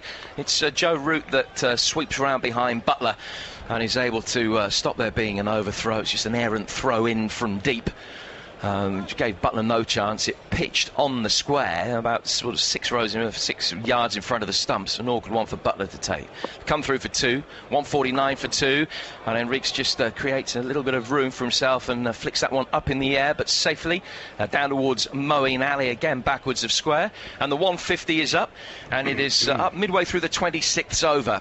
They often say double the score if you've got batters in hand. Yeah, double what you got after 30. 30, yeah. Is going to be pretty close to what you're getting. So the Aussies could easily be looking at 340 here if they can keep the wickets in hand. Smith, the next ball of the Rashid over, just drives it out. Well, they take a single. England won't be afraid to chase anything up to 340. I mean, they won't be afraid to chase anything anyway, because the conditions are so good for batting. And there's been a little bit of turn from Rashid, but in the last 2 he sort of fired in a bit. Comes in again now, past the umpire, right arm over the wicket, and Henriques again just drives that one down the ground for a single. We talked about the way that scoring has changed. Best illustration, my favourite game ever here at Edgbaston as a Warwickshire fan was the NatWest semi in '89, Warwickshire against Worcestershire. And it was a 60-over tournament, of course, as Rashid comes in and bowls the last ball of this over, and Smith again puts in an identical place down the ground where they get a single. They come through 153 for 2. 60 overs, Warwickshire 220 for 9 we were after 60 overs. Yeah. And that at the time, okay, it was slower than average, but it didn't feel downright pedestrian. It would now. You contemplate if a side batted out the 50 overs in this format of cricket now and got 220, they would be slaughtered for it. Probably make for a good game, because the low-scoring games, there's a slight danger with this, with the bat so dominant of the ball that every time, if you're going to get 320 plays 320 every time, it's a bit samey. You know, we've seen in this tournament already games where there have been a bit lower scoring. We saw in the IPL final, they tend to be more exciting, but because it's fine if one team sets 320, 340, the other team doesn't get anywhere near it. You know, it becomes a bit of a procession then. Well, I'm delighted to say Worcester didn't get anywhere near it that day. We bowled them out for 120, so it was it really was a vintage day. I will remember it dearly to my last breath. Alan Donald, the quickest I've ever seen anybody bowl that day. He was magnificent. Just took the one wicket somehow, but he was brilliant. Anyway, back to the here and now. 153 for 2. It's Plunkett who's replaced Stokes bowling from this pavilion end, and the first ball to Smith, who's approaching his half-century, is deferentially patted back down to the bowler, and there's no run. Talking of quick, I'm looking forward to seeing Starc bowl, because he often takes the pitch right out of it. Some say that he's the best attacking fast bowler in one-day cricket, and so England will have to guard against that. Took 4 the other day with an excellent spell of bowling, and has taken 5 fifers in ODIs as Mitchell Starc, left arm. He's not afraid to bowl a Yorker, which... No, he's not. Good spectacle. Plunkett coming in again. 153 for 2 Australia, and again Smith shuffling as he tends to do across his stumps, just angles it down off his legs, having created himself a bit of room, and they'll take a single to Jason Roy. 154 for 2. Smith moves up to 44. I love watching Smith bat, because he just looks, as a bowler, you look at him and you think, I can get this bloke out. He just he shows you his stumps, he moves across, but he's just got I think the best eye in world cricket. Tremendous eye. And great figures as well. It's interesting, him and Morgan, how friendly they became during the IPL. 2 opposing captains today, of course, as Plunkett comes in, and that one's angled by Henriques back behind square. Well, they'll take a single. He's had a slowish start to his ODI career. And Moises Henriques, his top score so far in 8 knocks for Australia is 18, which came here 8 days ago against New Zealand, is an average of 8. Well, they've hardly batted in the tournament at all because of the rain and because they bowled first, so you know, a lot of them must be a bit rusty. Well, I don't think any of them have batted, other than the 7 that haven't come in yet. I don't think... I think they batted 25 overs in the tournament, yeah, Jared absolutely. saying. Yeah. And 9 overs and 16 was in 9 overs against New Zealand and 16 here against Bangladesh. He's been circumspect today, 45 off 57. He hasn't exactly gone mad. 4 4s. He's still waiting to cut loose, and you know this form of the game. They'll get to the 40th over. If they've got wickets in hand, they'll really give it a go. The last 10 overs. The one thing that he has been able to do is let Finch do the scoring at the other end when he was in, and they've been able to build a very solid foundation here for some ammunition later in the innings. That's a lovely drive from off the bowling of Plunkett, and just lent into it there, Henriques, and smacked it away through the covers for 4. 160 for 2. Good shot, that. He looks in good touch, actually. So he's almost getting to his record score. He's on 17. Do you think he'll start celebrating if he passes 18? Will he be aware of it? I'm expecting when he gets to 19, I'm expecting the bat up and he's going to turn around to the dressing room. And thank you, personally. Another player benefited from the IPL experience, of course, Henriques. A decent all-round. Plunkett coming into bowl again to him, and that one is just prodded away, and there's no run. He stays 17 not out. 17 off 17. 160 for 2 off 27. Good base, isn't it? Good base for a great score. But we've seen so far in this tournament, we've seen England take wickets in the middle period and restrict and pull back teams, and I think Morgan will be hoping they can do that today, because otherwise they will be chasing 340, 350. Well, the highest that Australia have ever scored against England in England is 315. That was a game at Old Trafford back in 2013. I'm sure that will go today. But the old records, they just don't count now. It's so hard. Everything's shifting, isn't it? It's just like the goalposts have moved. It's true. Considerably. Good football analogy there, Jim. Absolutely. I'm going to stick to what you know. It's Rashid coming in. And he's bowling to Smith, who prods it back. The sight screen has moved, I suppose. I don't know. That wouldn't work, really. Rashid has just picked up the ball off his own fielding. Haven't called the wicketkeeper the goalkeeper yet today, which is a first. As it's just tucked away off his legs by Smith, who will get another single and then move up to 46. 46 off 59, 161 for 2. This is a good period for Rashid to be bowling in, this sort of accumulating period. They're not really trying to attack him, and he can be pretty economical. I mean, maybe he'd like it if they went at him a bit harder, but he can get away with sort of 4 or 5 and over, and he had that maiden, of course, a couple of overs back. And it's on that basis you think Ali is going to be used sparingly as a bowler today at best, and might not see any bowling at all. As another one is comfortably fielded, no run. Don't quite understand that. I mean, you've got to be, as a captain, you always want to see what might happen. You know, give him an over, all right. It might cost you, but he might get a wicket. Rashid again in towards Henriques, and is he been caught? He has. Well, he hasn't broken that top score. Just came to Plunkett. Just got his hands underneath it. He's pointing the bat at you, Jim. He's not happy about it. Almost on the ground as he took the catch. It was a straight drive off the bowling of Rashid, who has picked up his first wicket. Only went about 4 feet off the ground, but he just got his hands down in front of his left boot, was able to claim it pretty comfortably, Liam Plunkett. Henriques is out, caught Plunkett, bowled Rashid for 17. They're 161 for 3.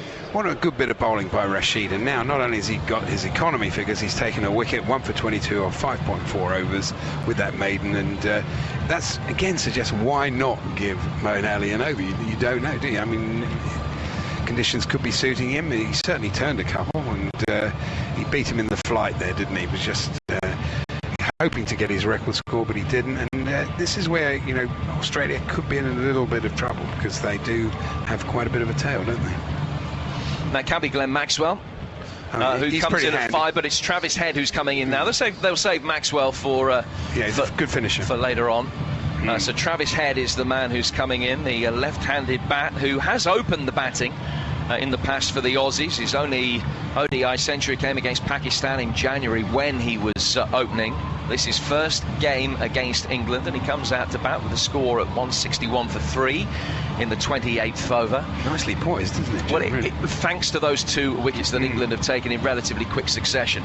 Finch and Henriques in the space of 5 overs or so. I love in the way of modern cricket when there's a wicket, you know, even there's a wicket quite soon after another wicket, on come Bairstow and Billings with the drinks and the towels. You know, it's not exactly a boiling hot day today, but it seems to me sort of you have to do that. That's the sort of thing. I not quite understood it, so but it seems to be the way it is. Slip in now. So the left-handed Travis Head preparing to face his first ball. Ooh. And it's just played through the field, and again Morgan punches the ground and then kicks the air in frustration as the ball goes past him, hoping just to be able to put a little bit of pressure on Head. He's given him a single through a misfield first up. Interesting to see what Smith does. You'd imagine he's just going to keep accumulating and hope for another partnership with somebody. Rashid in again. And that one just tucked away off the legs by Smith, who's able to score singles at will, really, but the flow of boundaries has been stemmed with this excellent spell of bowling from Adil Rashid, particularly. Bowled a maiden, and now has taken a wicket, and 1 wicket for 3 in this over. So he's taken 1 for 9 in his last 3 overs. Really good bowling from Adil Rashid. They're 163 for 3. It's interesting to see how captains approach these games. And Williamson, isn't it, of New Zealand? He sort of changed the bowling every over. And you see that in the IPL quite a lot. Don't let the batsman get used to it. But I think Morgan tends to give them a bit of a spell, doesn't he? It's a different approach. As a bowler, I would imagine you quite like the rhythm, you know, being able to bowl 3 or 4 overs in a row. Let me remind you that earlier today, our UK listeners on TalkSport heard the victory for the Lions, 12-3 against the Crusaders. We've got the French Open Ladies final coming up on TalkSport 2 later today. That's from 2. Hull up against Ostropenko, live on TalkSport 2. Oh, I'm not a big tennis fan, you know. I'll be watching the cricket. The Latvian. In comes Plunkett, and it's slightly short of the length, and it's a forward defensive poke by Smith. That's what our UK audience has. We'll keep you abreast of everything that's going on in the football as well, with the latest round of World Cup qualifiers, and we're also delighted to have you wherever you're listening around the world on Cricket Radio. Good morning, good afternoon, good evening, potentially good evening and good night to you as well. And goodbye. Plunkett is with ball in hand, coming in for the second ball of his 7th over. 163 for 3, bowling to Smith, outside off stump, and again he's managed to pierce the inner field. It'll be fielded by Moeen Ali, who takes 5 or 6 steps in from the boundary, hurls it in, and they come through for 1. Interesting piece, sorry Jim, interesting piece this morning in one of the papers about Plunkett, about how he bowls this cross-seam delivery and how much success he's had with it, and how he doesn't know exactly what's going to happen. Of course, that's great, because the batsman what's going to happen, and they've been pretty successful with it. Then it's got wickets at key times. Both him and Wood have used this to good effect. Well, he's had a great tournament so far, Liam Plunkett. 8 wickets at an average of 14 in the first 2 matches. A good economy rate as well. Less than a run a ball on these pitches. That's excellent. Plunkett in again, and that one a straighter one, which just has head covering up and prodding it back with a defensive shot off the back foot for no run. Yeah, hurried him a bit there, didn't he? Hasn't taken a wicket so far today, Plunkett. 37 runs against his name, but still been a lively spell. Any in this form of cricket, anybody that can bowl under 6 and over, that's decent enough. Yeah. 5.69 today, and that'll do. Plunkett coming in again to the left-handed Travis Head, and that one just gives him a little bit of room, and he's carved it away slightly behind square for 4. Beautiful shot. Fine shot. He waited on it and just angled the bat, hit it beautifully between the 2 fielders there, and that was 4 all the way. We've seen some lovely shots this morning, no question. Though Australia, you know, they've accumulated a good score, but they haven't gone mad, but they have at times played pretty well and played some lovely drives. Australia's highest score against England ever in an ODI, 342 for 9. I reckon they're going to get pretty close to that. I agree. Either side of it, and Plunkett comes in, and that one is a beautiful ball. It was short of the length, slightly misjudged by Head. Both feet off the ground, and it just came off the top. Soft hands got it down to make sure that it didn't go through to slip, and he's fended it away pretty effectively. That was the ball I was talking about. That was the cross seam ball. That was the ball that has that effect. It hits the seam, or it hits the thing. It can just bounce off a length and hurry the batsman. They've taken wickets with that. Fell some way short of Joe Root, but it was an excellent delivery from Liam Plunkett, who comes in again for the final ball of over number 29 to Head. More room for him this time, and he's played it away past Morgan, and the chase is on. Hales down on the boundary. He's able to get his left hand down to it and feel very effectively. They'll come through for 2. 170 for 3, Australia, after 29 overs. This one boiling away nicely. Let me remind you, it is a match that Australia need to win if they're to make it through to the semi-finals. England already guaranteed to win the group. After another word from Andy Jacobs, it's going to be John Norman carrying on with the commentary. I thought that this gives Australia a slight advantage, because if you're in that mindset where you have to win, it's slightly different from, yes, of course, England desperate to knock Australia out of the tournament and give them a much better chance of winning the whole thing. But on the other hand, when you get behind in the game, then it can be sort of the tendencies to think, well, we're already in the final, so but we haven't reached that stage yet. It's pretty evenly poised. Rashid is in. It's played up the wicket. No run. 170 for 3. And we're in the 30th over. You're listening to me, John Norman. Andy Jacobs alongside me. The cricket experience. This is the future of cricket. Right here, right now. But England need another wicket.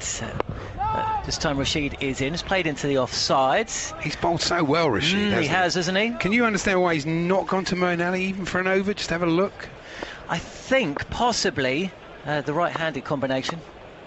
We've got a left-hander in now. When he was brought on, this is defended into the onside, but straight back to the bowler Rashid. 170 for 3. Then you're listening to Talk Sports and Cricket Radio, and just got that. There's a buzz around this ground. A full house today. A couple of seats still vacant, but this is set up nicely. Cut away but fielded at points. Yeah, he's annoyed, Smith. He was a chance for a 4 ball, really. Hit it straight to the fielder. Yeah, he doesn't quite do the Ricky Ponting teapot, does he, Steve Smith? But he certainly shows his displeasure. He was furious with Henriques. Is that a dance popular in Australian discos? Fuller from Rashid and played up to long off for a single. So Smith is one away from another 50. He's yet to be dismissed in the tournament so far. Australia haven't really had much of a chance to get the batting going. There's 2 washouts so far. Our producer's handwriting is possibly the worst. I thought I had bad handwriting. It said Sunap for David Lloyd at the end of the over. Swap, I think it was. I love Sunap. Sunap Lloyd. Graham Sunap. Last ball of the over. Rashid is in, full, driven up the ground to mid-off, where it's fielded. So that is the end of Andy Jacobs. One sweet over alongside me. And Australia have moved to 172 for 3. So 20 overs left in the match. Asked to bat by England. And they're in a position where they're going to kick on. They certainly put themselves in a position to do that. I'm absolutely delighted to say that I'm joined for the first time in the tournament by Mr. Lloyd, Bumble Lloyd. We have a panoply of fine former Test and ODI cricketers in the box with us today. Yourself, Mr. Lloyd. Mike Hussey's just at the back. He brought in some pair drops for us all. Oh, you got one in front of you. I told him it didn't make up for the pain that was Adelaide in 2006-07. Ian Bell was with us a bit earlier. Harmy. A panoply, as you say. A panoply. A magnificent and wide array of talent. And we're seeing some pretty talented individuals in front of us as Liam Plunkett is going to continue. Slightly expensive from him today. He's been bowling a touch fuller, I think, as well. Certainly against Finch, again against Henriques. But more noted success when he just pulls his legs back a bit. He's a bang-it-in merchant, but a lot going for him. And he's been England's most successful bowler in the last 12 months as well. A wicket taker. 4 for in his last 2.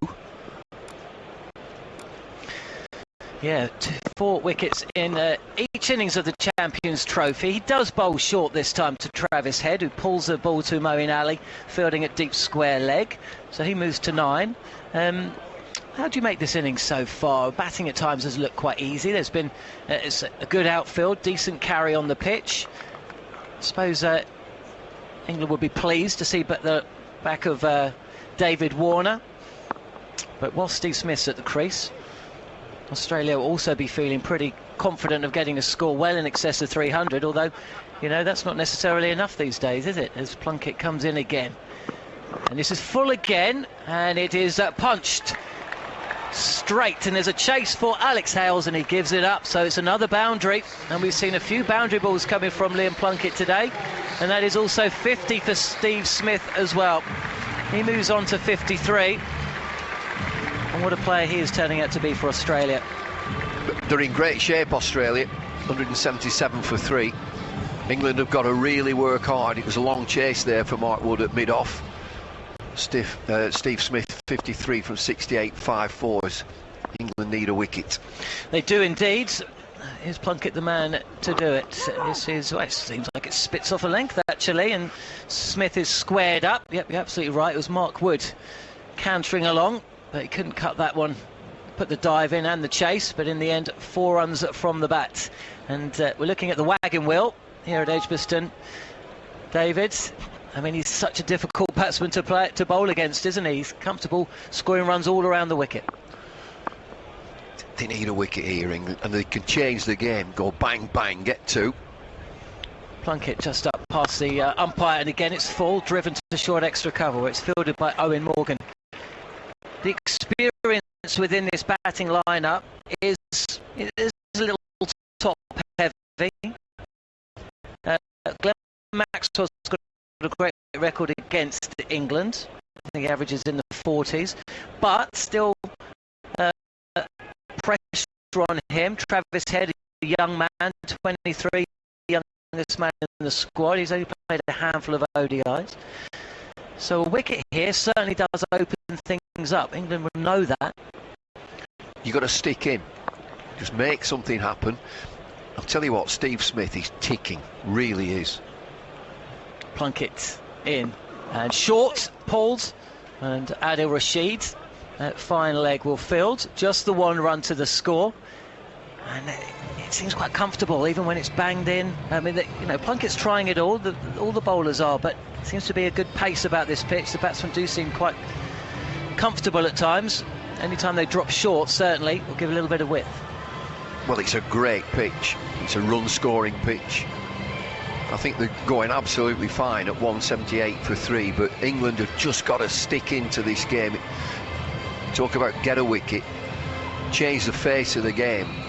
And it looks like Moeen Ali's coming into the attack. I thought he would do on this pitch. We've seen Rashid. I think Rashid has bowled beautifully. He really has.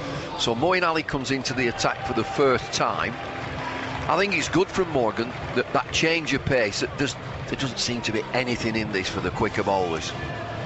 Well, he's a Birmingham boy, isn't he? Moeen Ali. Grew up in the town. His family still live here. He still lives here. Plays for Worcestershire now, of course, but started out at Warwickshire, and those close to him suggest, to me at least, that there's every chance that one day he will return to the club, possibly. His cousin is a coach here as well, Kadir. Let's see what Moeen Ali can bring to this England attack, which has picked up 3 wickets. But as Mr. Lloyd alongside me says, they need another one. Well, this is... See Steve Smith playing back to one that just comes on, rushes him slightly, gets his bat down on it, and it's chopped away. No run.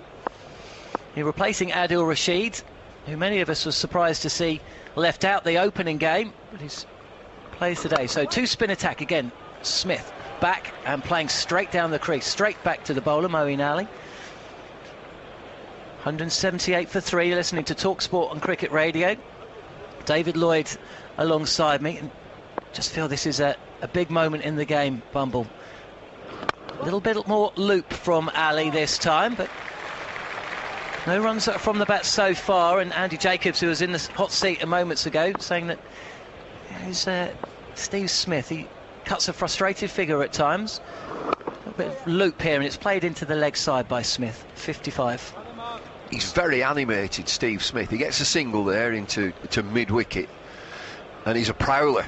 You can see him at the non-striking end now as he does a bit of a circle, and now he cross-leg, just leans on his bat. He talks down the pitch to Travis Head. This is what's going to happen. Looks like England are going to position a leg slip. That's Joe Root at slip. Joe Root has come to slip. Yeah, to the left-handed Travis Head.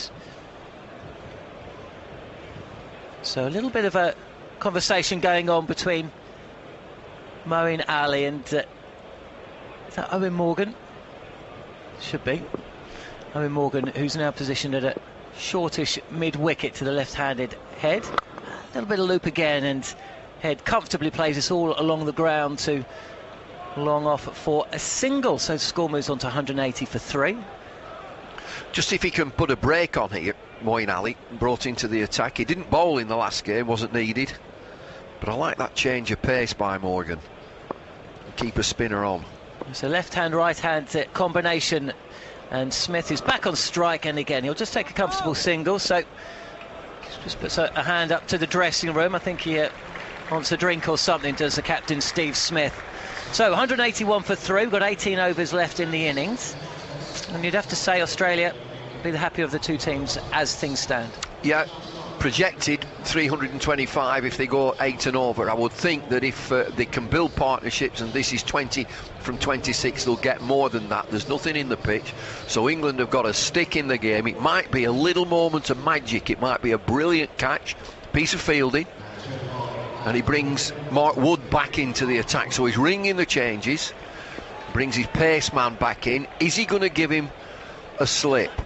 When you bring your pace man back in, and Wood 5 overs, 1 for 20, he might bowl 3 overs here.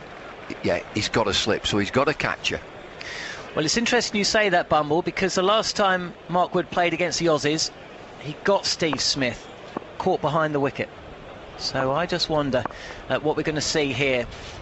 There is a slip in place as a third man, backward point, also short extra cover, and that is chipped in the air and caught. First ball, Mark Woods backs up the wicket with Steve Smith. The last time they played, with the wicket of the Australian captain this time around.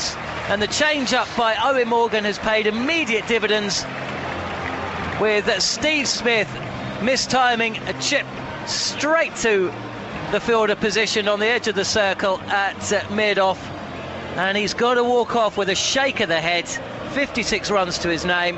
Liam Plunkett with the catch, and that bumble is a massive moment in this game here on TalkSport. It's a golden wicket. You've got to prize him off, Steve Smith. He stood there momentarily thinking, what have I done? He stared at the pitch as if the ball had stopped into the surface. He just chipped it to mid-off, and he walks off, and you can tell, I mean, you've got to prize him off the pitch there. And I said he was so animated, the way that he was conducting himself at the crease, he looked frustrated. He'd no need to be. He got to 56 from 77. England have got that wicket. Now, if you're looking at that score, 181 for 433, you say, yeah, Australia going well. They can't mess up now. Australia, they've got Head on 10. Maxwell, dangerous player, coming to the crease. England can have a real go here. Just disturb Australia, get another wicket, and it changes the whole complexion of the game. Absolutely. We were mentioning just a few balls ago, you get rid of one of these two batsmen, preferably Smith, and suddenly this batting lineup doesn't look quite so secure, because you've got a youngster in Travis Head at the crease, and also Glenn Maxwell. Now, we know a lot about this guy. He's got a great average against England, but he's been in and out of this team. There's a question marks about whether he's really backed. Undoubted talent about him. We've seen him in the IPL, we've seen him play for Australia. As Wood is in, and it's a short delivery, outside edge, flies away to fielder positioned at backward point. But he hasn't played in this tournament so far because of those washouts.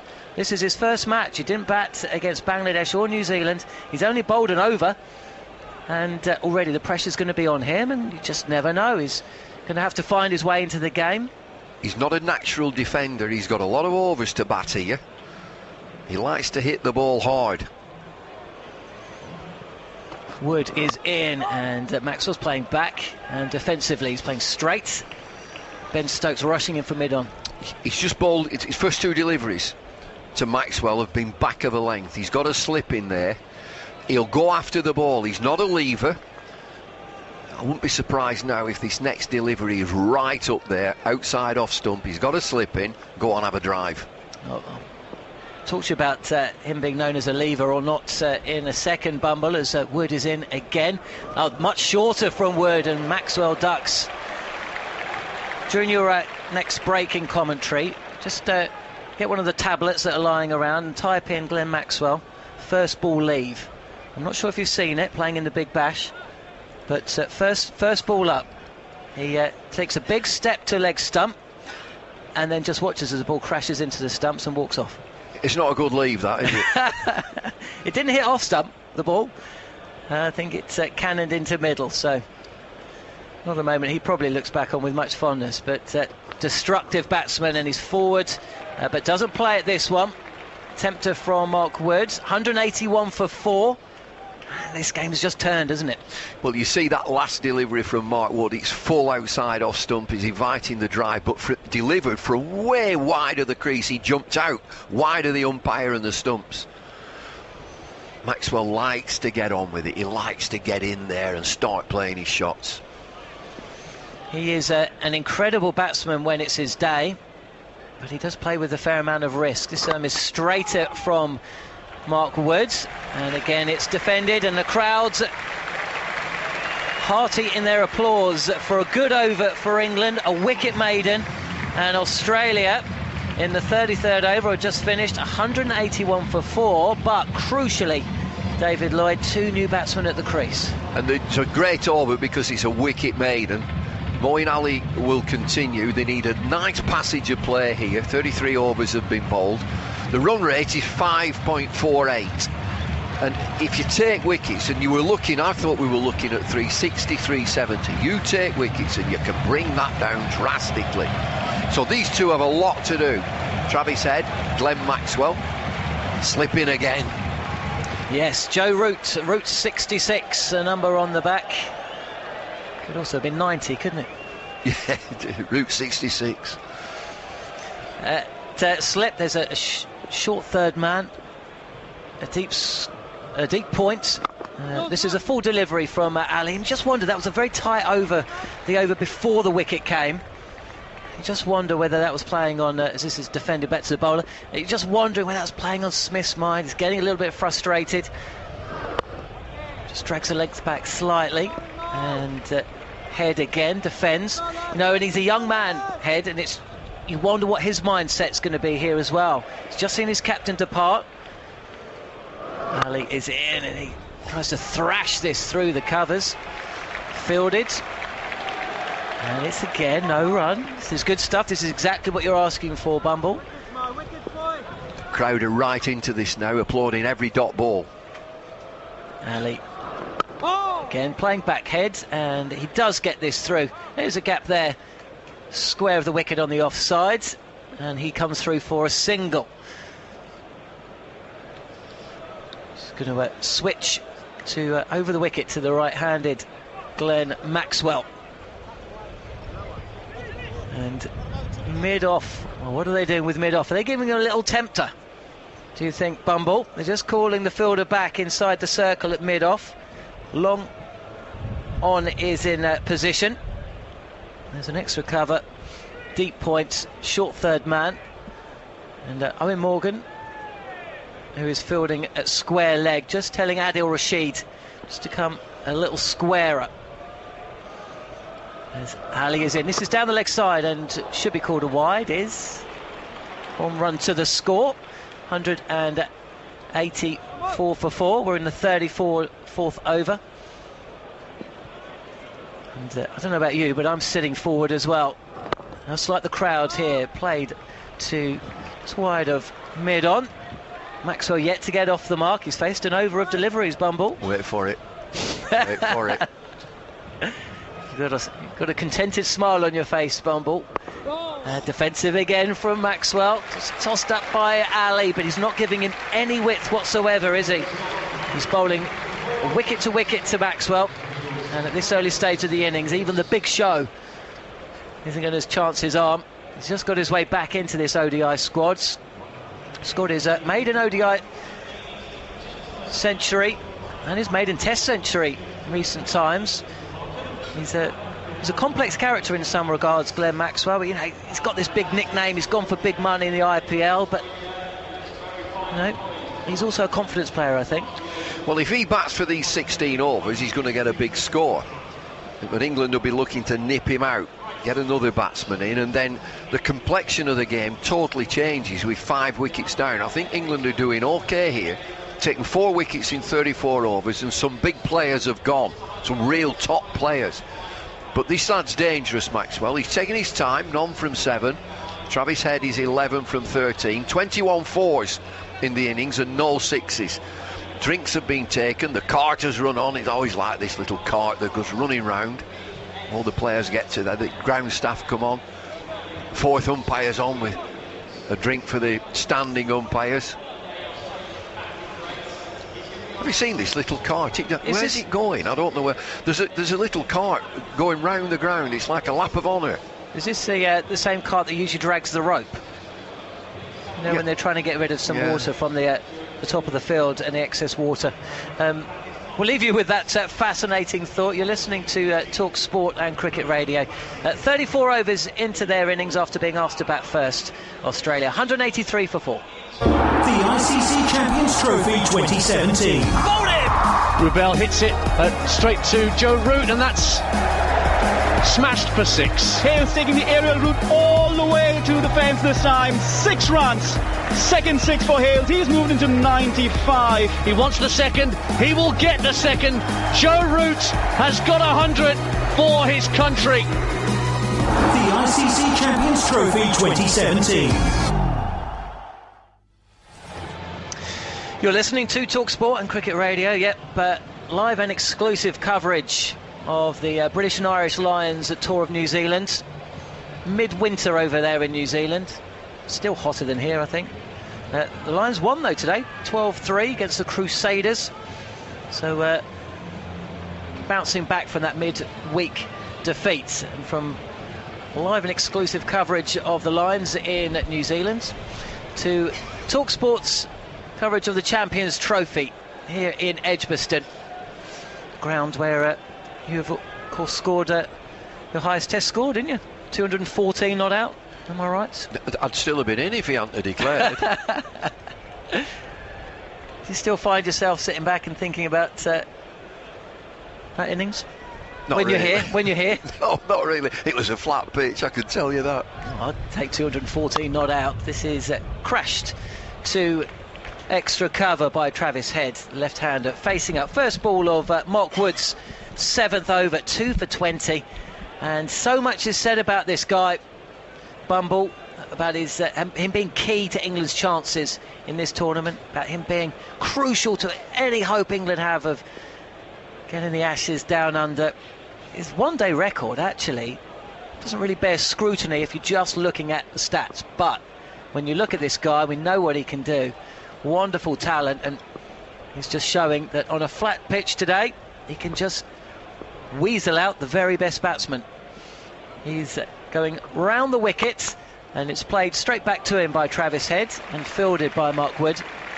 So important that he can steer clear of the injuries which have affected him over the last couple of years. Yeah, ankle injuries and surgery as well, so he brings him back into the attack in this game.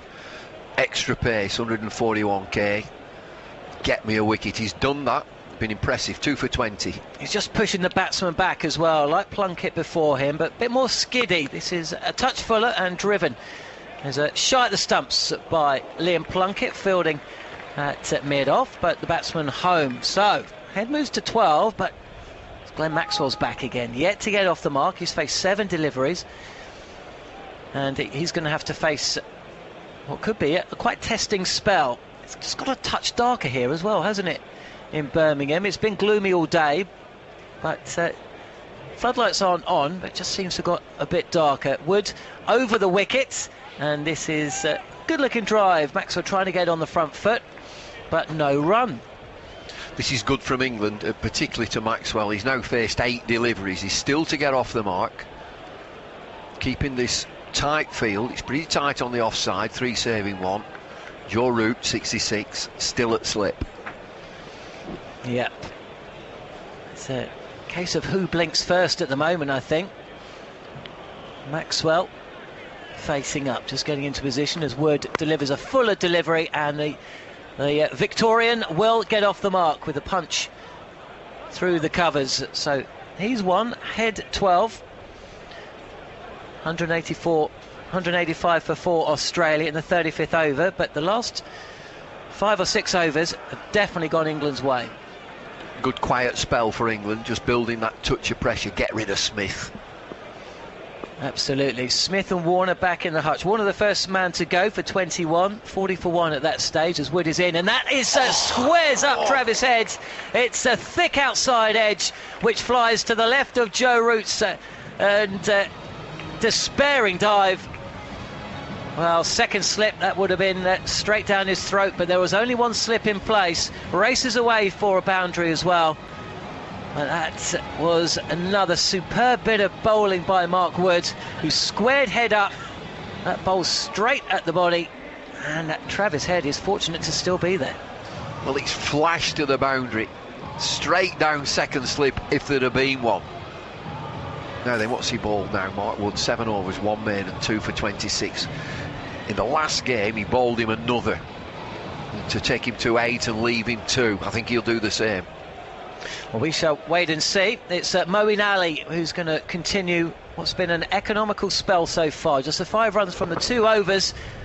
This is down the leg side. Josh Buttler fields, and there's a shy at the stumps at the striker's end, but I think that the batsman was home, so the score advances by 1, a leg by.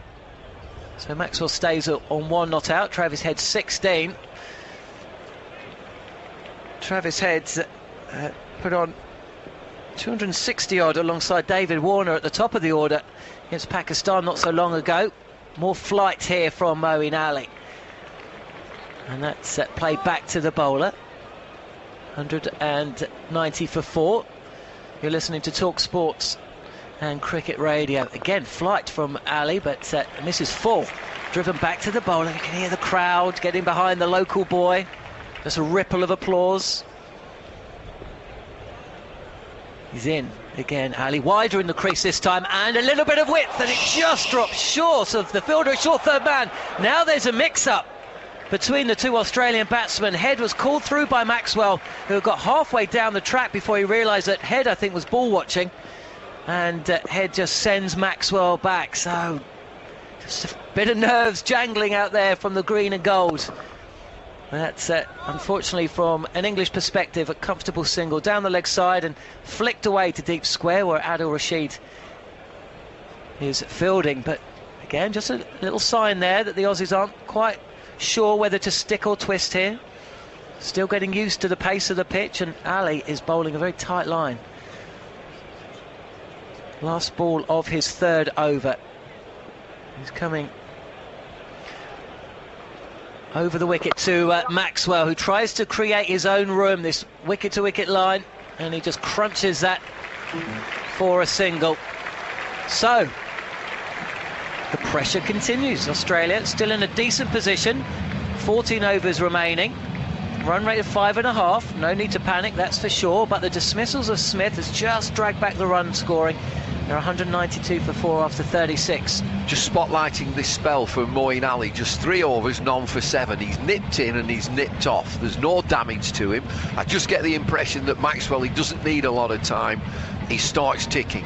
2 from 11, but he just feels that he can manoeuvre his position at the crease.